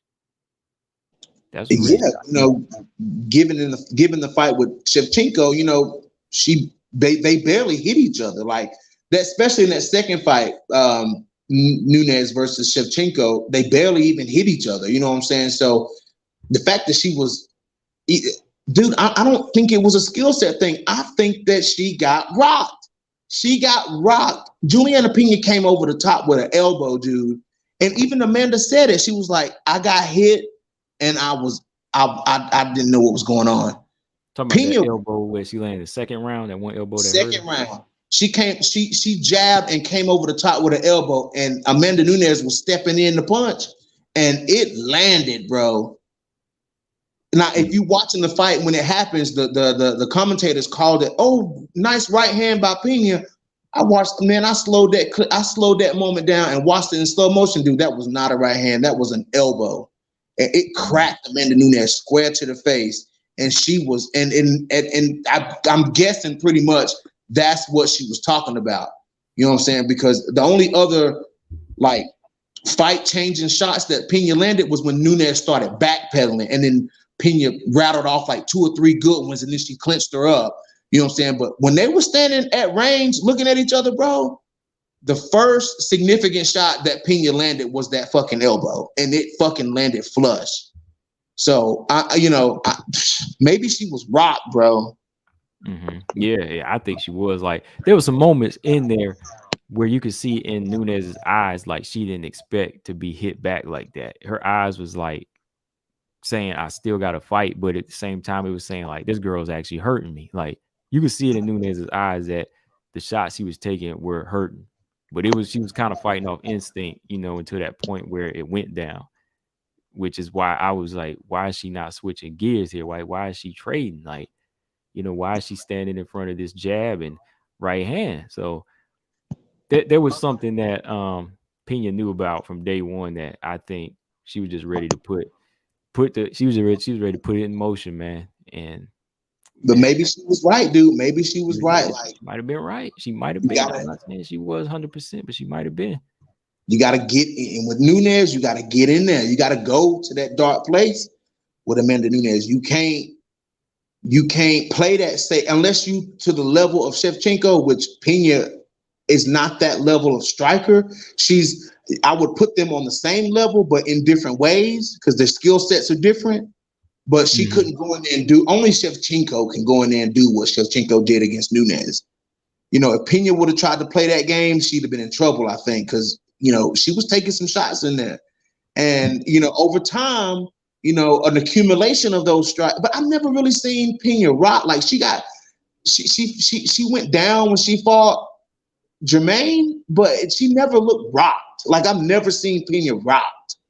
Like I think she took GDR's punches better than I thought she would, but I think GDR hit her with a couple like stunners where it just kind of froze up her feet. But she was never like she never did a dance. You know what I mean? Like she would just get stunned, but she never like was on like happy feet. You know what I mean? Like she was always okay for the most part. Right.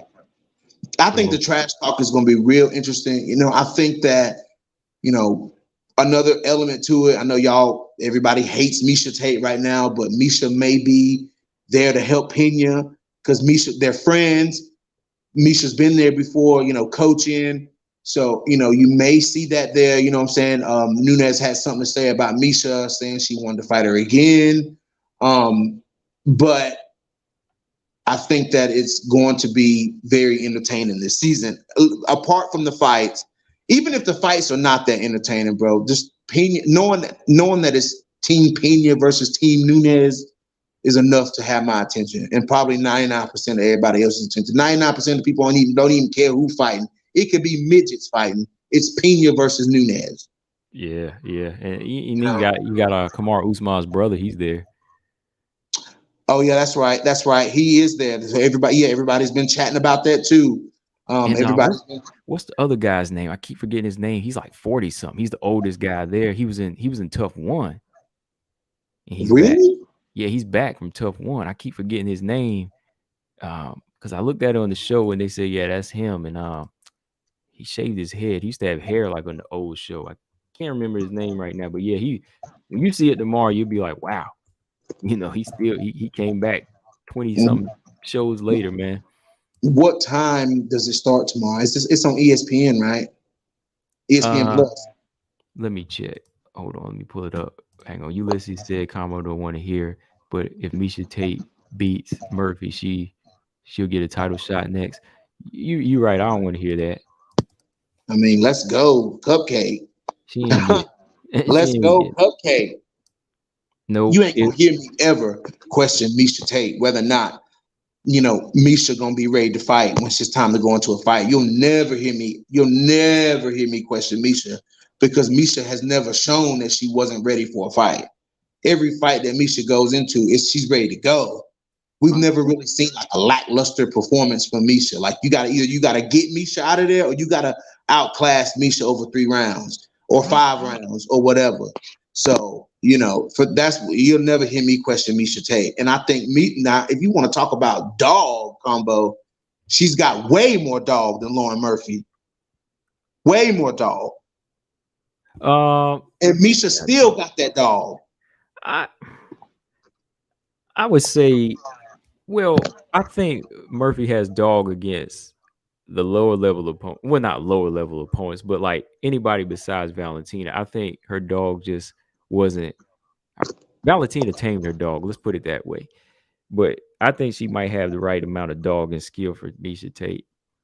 I think y'all just diminishing Misha Tate's skills just a little bit too much, man. You know what I'm saying? I think we see, everybody was waiting on Misha to lose, and she lost to Ketlin Vieira.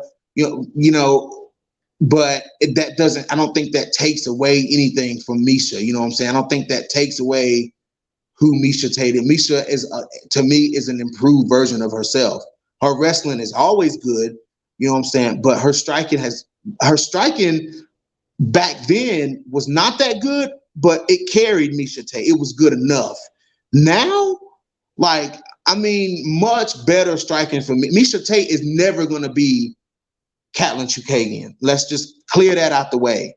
But the improvements that Misha Tate has made in her striking, man, come on, man. She's even more dangerous than people diminishing her because she lost to Ketlin Vieira. Ketlin Vieira is no slouch.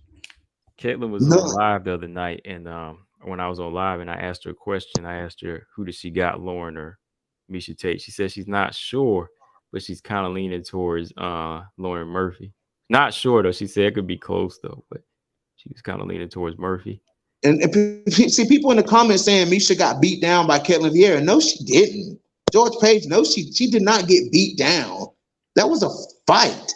That was a good fight. Like, that wasn't a one-sided beatdown. Do you think it was a one-sided beatdown combo? It wasn't, and I have Ketlin to blame for that because she kept taking her foot off the gas. Like, I don't know what Ketlin was doing in there. She was actually kind of letting up. I was like, Ketlin, like, you're supposed to go after this. You're the bigger fighter here. But it wasn't one-sided. It wasn't like one. She beat her. She beat her now.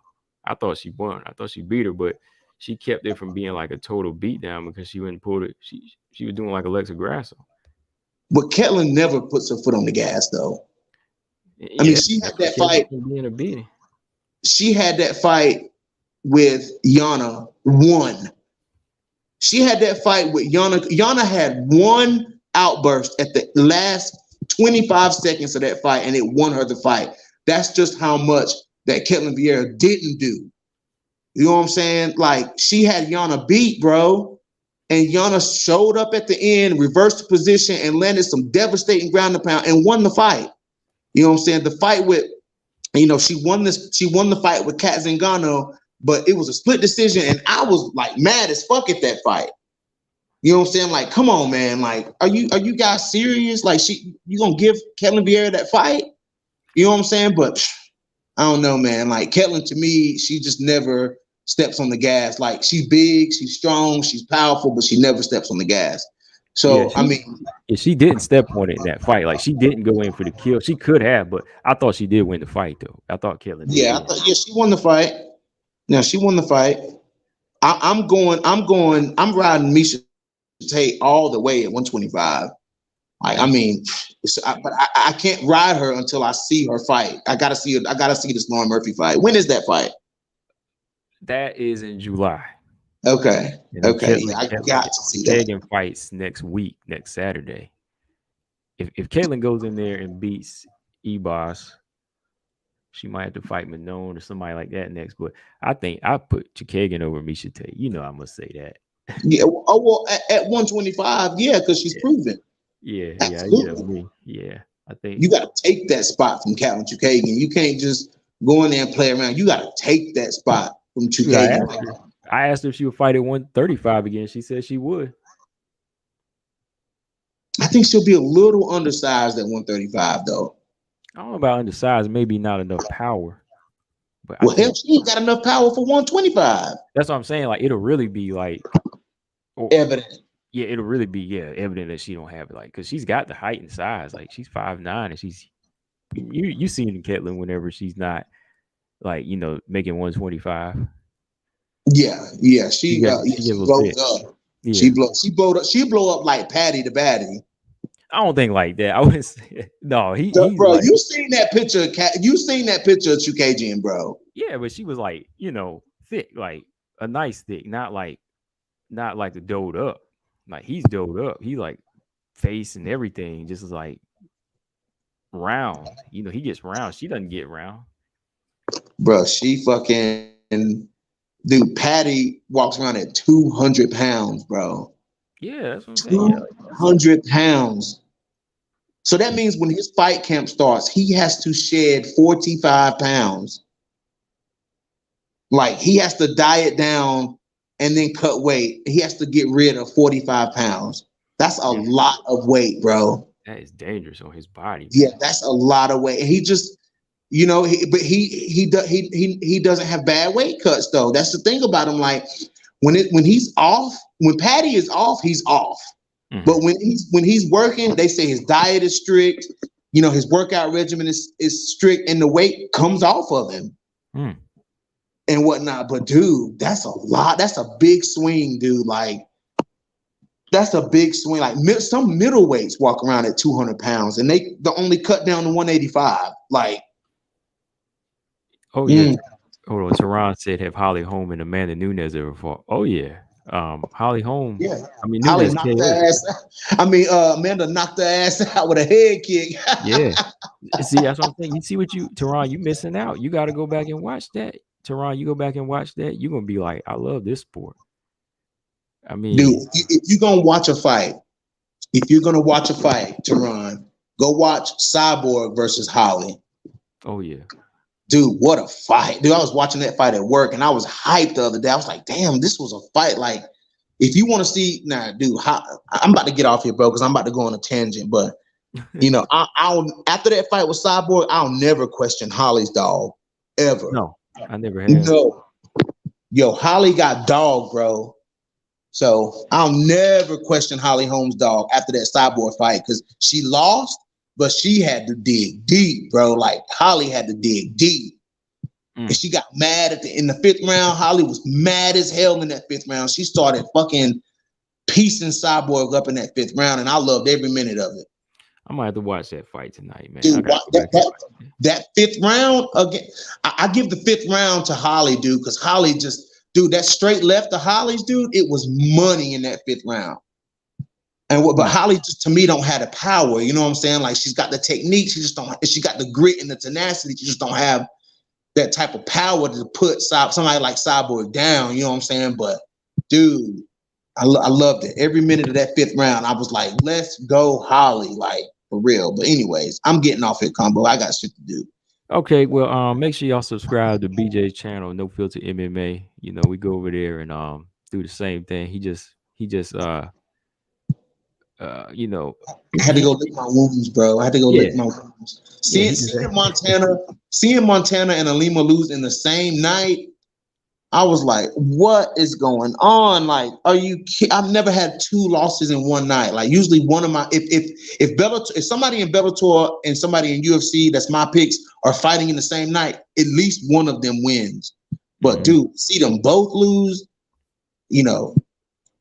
I mean, But Alima Lays too, man. It was another situation. I mean, don't even go on about that. I was like, Justin Keach looked like a superior wrestler up in there, man. Like she I made just think her look I like just a think grappler. I just think Alima, well, for one, Justine looked big as fuck in there. And Hmm. for two, Alima, it was like Alima that fought Velasquez, that wouldn't have happened, dude, because I feel like we saw moments in that fight with Justine Kish where we saw the dominant Alima Lay, but it was like she couldn't hold on to it. Like her Hmm. striking, like, you know what I'm saying, the pop in her punches that I've been saying she had, we saw it. You know what I'm saying? She landed some good shots, dropped Justine Kish. You know what I'm saying? Some good submission attempts, some good clinch work, some good footwork, a good jab I seen from her. It's just that she's not, to me, she's not fighting often enough. I understand there's injuries and all that stuff, but even before the injuries, she still was taking a long time in between fights. I think she needs to at least get one more fight in this year, and maybe we can see that old Alima back. Hmm. Chaz Kim says Cyborg's clinch skills are kind of overrated. What do you think about him? Like, No, no, no. I think her clinch game is underrated. mhm. I think it's underrated how good she is in the clinch because before she went to Bellator, we really didn't see a whole lot of clinch. We seen some when people tried to clinch her up, but they didn't have a whole lot of success. Like Kunitskaya had some success in the clinch, you know what I'm saying? Like holding Cyborg to the clinch, but how long did that last? Not even a minute. I mean, not even like 10 seconds, really. Like, That's what I'm saying. Like, I think her clinch work and her grappling is underrated only because yeah, everybody's so focused on her punching power. You know what I'm saying? Like fans, we only see Cyborg knocking girls in the orbit. You know what I'm saying? We don't see her taking girls down. Her trips and her sweeps, her elbows in the clinch, like when she exits, how she starts striking on the exit of a clinch, like all of that is great. Like Cyborg is complete. She's a complete yeah, fighter. yeah. I mean, that it's just one of those things, man. Chris has got everything, and I think Kayla's got. If you're gonna put her in there with Kayla Harrison, Kayla's got a lot of work to do to get there. I think. I mean, Kayla's got some good things going for her, but I just need to see some names on Kayla Harrison's resume before you compete with Chris. You know. And BJ, I don't know if you want to talk about this tomorrow. You're gonna go live tomorrow, right? Yeah, I'll be live tomorrow night. I said on my channel, I discontinued. Like I said, James, I know you think Valentina's a goat. You can say it. That's fine. But I'm discontinuing goat talk over here just because I might, it's still WMMA still new. A lot of the women still are building they're still building the legacy, man. Like, how do you feel about it, man? Like, maybe you can talk about it tomorrow. How you feel? I mean, you can have your all time greats, but You have your all time greats. You know what I'm yeah, saying? Like, your Mount you know, Rushmore. yeah, like and everybody, like for example, everybody like over on Bloody Canvas. We were talking about John Jones versus Stipe. You legit have two GOAT status, GOAT worthy people fighting each other. Like when you're talking John Jones versus Stipe Miocic, these are two people who have earned the title who have earned the right to be in GOAT discussions. You know what I'm saying? They're GOATs in their own categories. You know what I'm saying? Like Stipe is the heavyweight GOAT. Some people saying John Jones is the GOAT all around. You know what I'm saying? But these people have earned that. They have the accolades to support that. You know what I'm saying? I'm not saying that, some of these women don't, but I think it's a little early to start calling some of these women GOATs. You know what I'm saying? Like, if Amanda had retired before she fought Pena, then she could have had that GOAT talk. To me, like if people like, okay, yeah, I mean, even Rose has captured the belt twice. You know what I'm saying? People who can do that, you know what I'm saying? Or like if Joanna can somehow get the belt back, or Carla can get the belt back, people of that kind of statue, or you know what I'm saying? I think, you know what I'm saying, or long title defenses like Valentina or Nunes, you know what I'm saying? Like those people, or Habib, you know what I'm saying? Like people like that, you can kind of put in that conversation. But on some people, it's a little early. You know what I'm saying? Like some people, it's a little early. Right. I wouldn't say I would kill GOAT talk because, like I said, you know what I'm saying, especially with this Stipe John Jones fight coming up, like arguably you got two GOATs in there fighting each other. You know what I'm saying? So it is what it is. I'm not going to kill the GOAT talk combo. I see why you killed the GOAT talk, but some people are deserving of that title.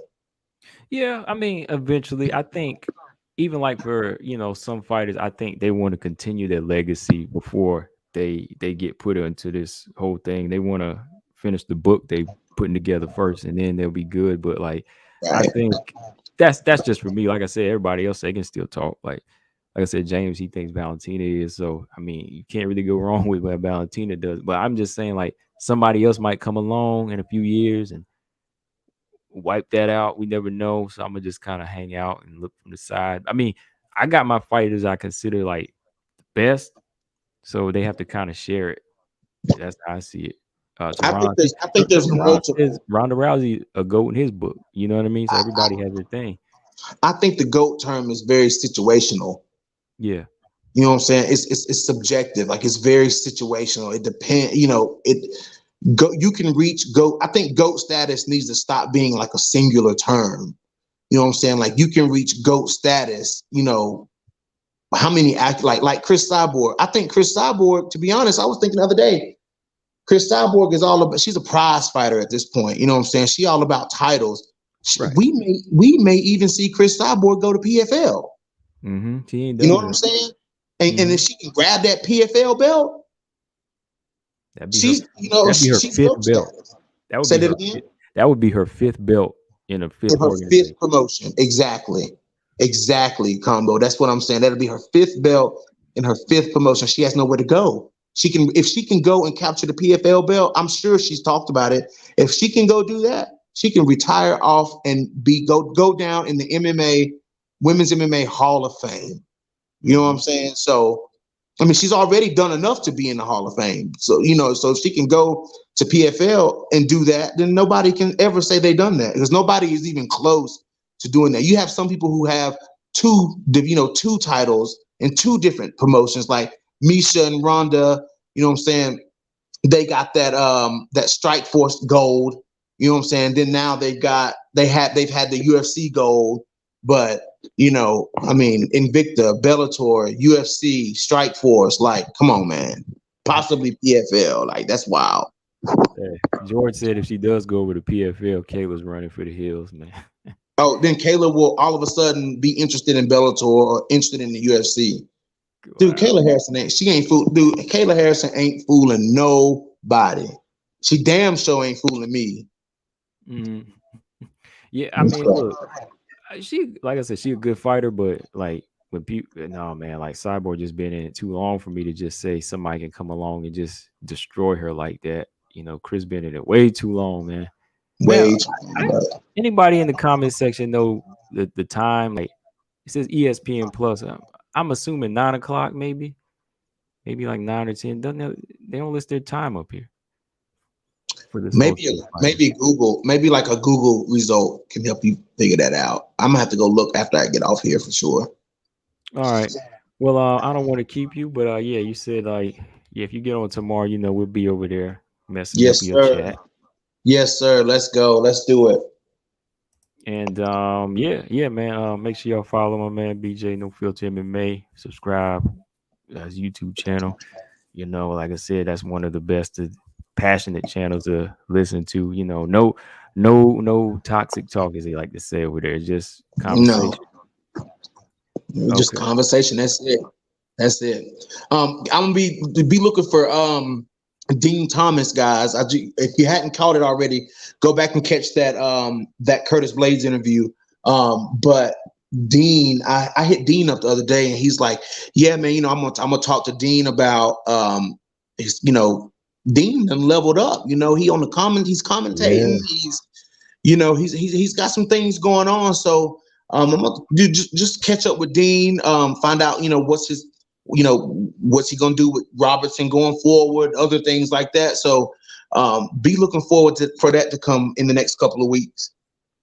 Okay. All right. I just I got I seen just that. got a lot. I just got to lock Dean down because Yeah. Dana White got him on looking for a fight and commentating and the pre-fight shows on the pay-per-view pre-fights with him, Laura Sanko, and DC and all of them. Like Dean done leveled up. That's all I'm gonna say.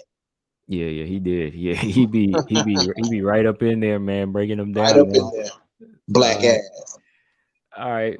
But yeah, I'll catch you in the next one. I'll catch you over there tomorrow night, BJ. Uh, and before we get out of here, I'm just gonna say, let's go, El Kukui. Let's go. Tony Ferguson is back. Y'all fools talking shit about Tony Ferguson because he lost his last couple of fights. Tony Ferguson is back. That's all I got to say, man. And new and again, Cookie Monster, and let's go, El Kukui. And I'm out. All right, he's out of here. Oh man, he said Carla too as well. He said Carla got it. Okay. James Press said serious question. He said in her whole career, what's the worst anyone has done to the bullet?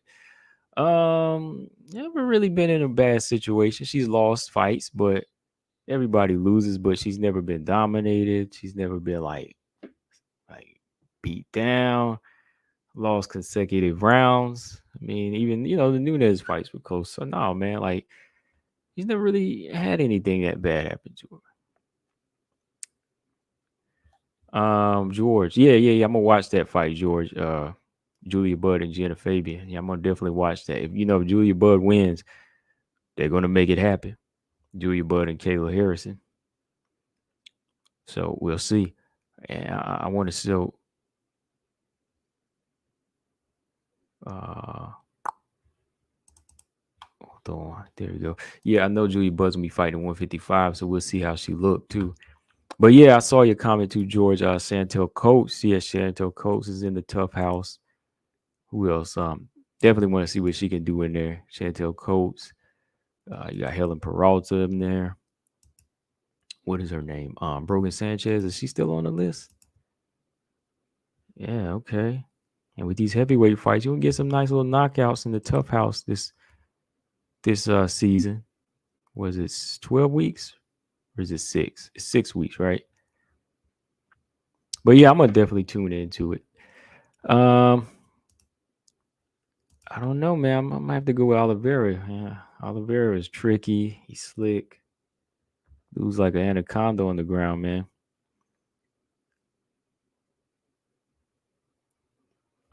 James Press said she barely been damaged. Yeah. I mean, she's never been in a worse situation. She just lost, but yeah, never been in a bad situation, which is good. That's what I like in fighters, to go in there, take a less amount of damage, but inflict punishment.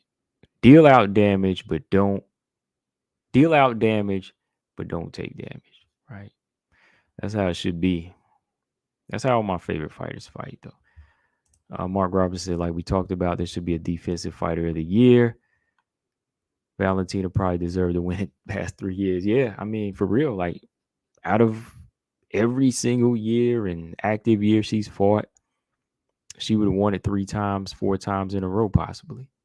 You know, because I mean, if you reward fight of the night or fight of the year for taking blows, which can be easier because your head is right there, huh? Right? That's easy. That says it, right? Your head is right there, so you can trade, but it takes skill to be a defensive fighter, man. You got to know how to move, your timing, your reflexes, drill after drill, knowing your opponent's body language. Defense takes a lot. Defense is an art. I might have to talk about that in the video, Mark. So we got to talk. Yeah, defensive fighter of the year award is necessary. Teron said, "What about Ferguson and Chandler? Who you got? Are you excited for that fight?" That one I'm not as hyped about. I'm hyped about the main event. I'm going with Oliveira, and I'm gonna have to go with Chandler in this one. I'm gonna go with Chandler in this fight. Yeah, I'm gonna go with Chandler Teron. I think Chandler need this win though. Put that pressure on. He gonna do some damage. Don't get caught with nothing crazy. Chad says sometimes fighters can be too defensive. Took Valentina in round 4 to finish Murphy. Could have done it in 2. Yeah, I won't say he could be too cautious.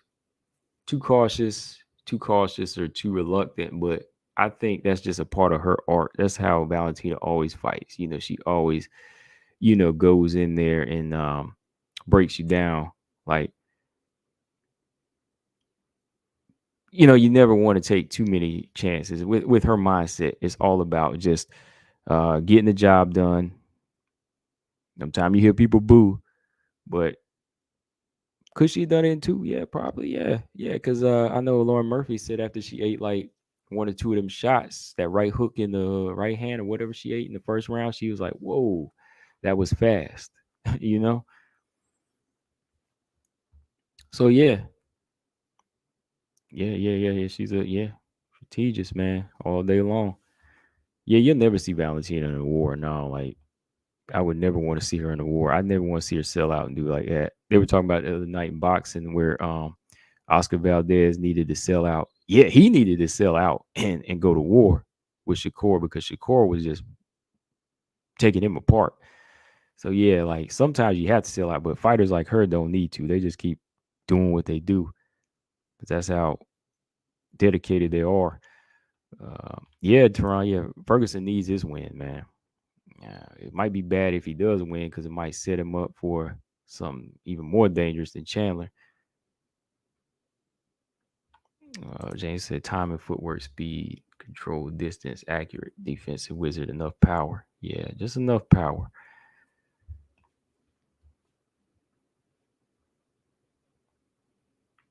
Yeah, she sees everything coming. Yeah, yeah, yeah.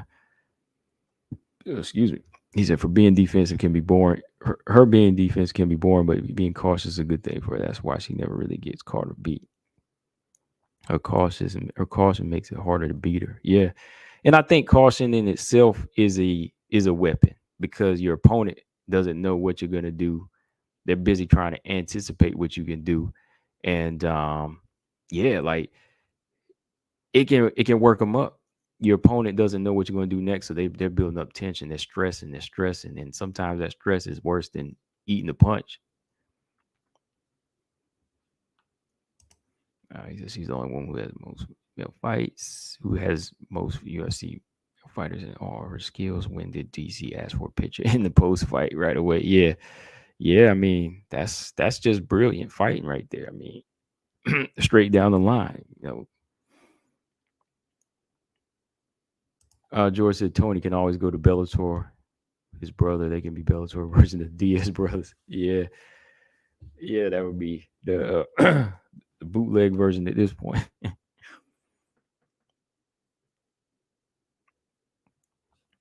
And I agree with that though. Yeah, like Chaz, that yeah, like that's one of the things that makes it hard to headline a pay per view because Dana White he's looking for action. He's looking for men, of course, to do the headliner because it's still that's the majority of the sport. And if you look at numbers too, like fights that we think should have high numbers really don't in the UFC for women. But you know what's crazy? If you go around everywhere else, I'm sure Chaz he knows, because you were talking about even like ONE FC. If you look at like the views on Octagon, like the women's fights, like for in Asia, Europe, their numbers are like six figures. Like people are watching their fights, but like the women in the UFC, if you ever look at their videos or their fights, sometimes it might get 100,000, but sometimes it's like 30, 50,000. But like I was watching, what's her name? Ekaterina, the Russian fighter. Uh, her number's up to like 400,000. Lucy Pudilova over there, 300,000, 200,000 views.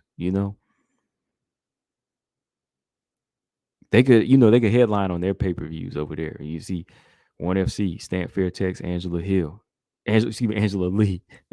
They got high numbers and high praise, but right here, sometimes in America, man, they don't support the women the same.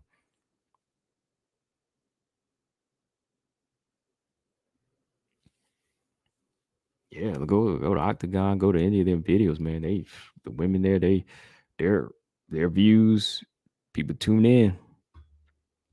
So that makes me think like would a lot of them want to even come to the UFC? Is it really a step up? Like I know Valentine is here, but like for them ones that are getting it in, like even like a Stamp Fair Text,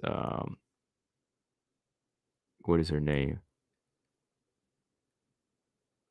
Yamaguchi. Some of them they Angela Lee, some of these fighters they tend to get I think they hit like a peak already because they're considered superstars. Like you might be kind of pushed down the line here because you won't be headlining here. They won't put Stanford Tex on a headliner here. Yeah, George. Yeah, Europe, Asia, they're more open minded than America when it comes to like yeah, when it comes to combat sports.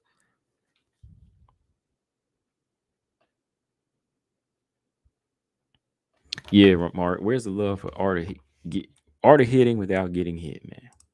He said UFC promotes KOs, TKOs, knockdown submissions, and all out war. We have KO of the year, sub of the year, and fight of the year.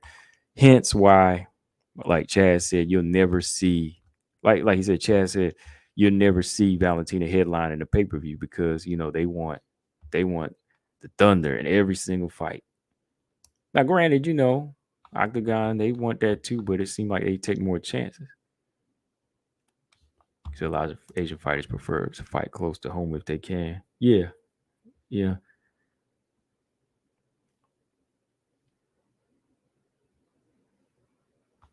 The UFC has so few events in Asia, fewer fighters from here at a disadvantage every time in the UFC because of jet lag. Yeah, that was a thing too. That jet lag. Like that first time, whenever Weili came over, then she suffered from that jet lag, and not just her, but like some other fighters too. I heard mention it. Wu Yanan, fighters like that flying over, they suffer that jet lag. So sometimes they have to come out a month in advance just to go ahead and get acclimated to the climate. If they're going to Vegas, got to get used to that type of heat. Yeah. But before I get up out of here, yeah, there was like just looking at some of these numbers, like these fighters be doing over here in Asia, Europe. Look at this, Ekaterina, man, in 2 months or 10 months, over 100,000 of views on their fights. But if you pull up even like a Carla Esparza fight on YouTube,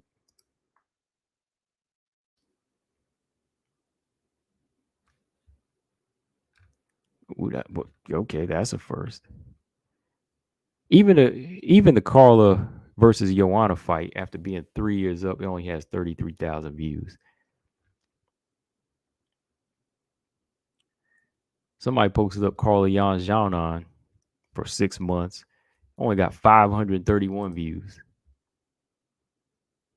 Just stuff like that. I'm surprised this though. UFC 274, the free fight, Carla and Rose won, got 500,000. 535,000. So it's like, man.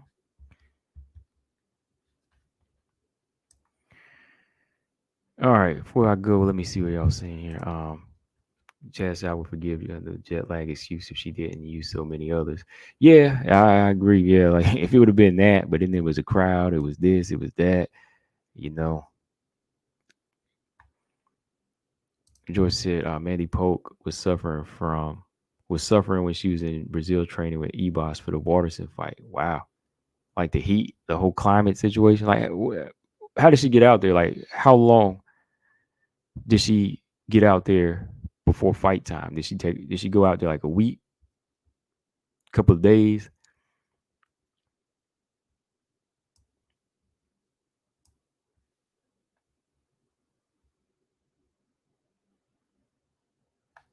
Zama said Valentina does what she does, James, soon on the prelims.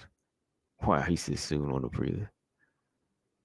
Nah, she'll never be on the prelims. Valentina is always gonna be good enough to, you know, um, be on the main card. Okay, she was out there for about a week. Oh, okay. Well, what was it like? The humid? It was that humid type of jungle heat out there or something that was really getting to her.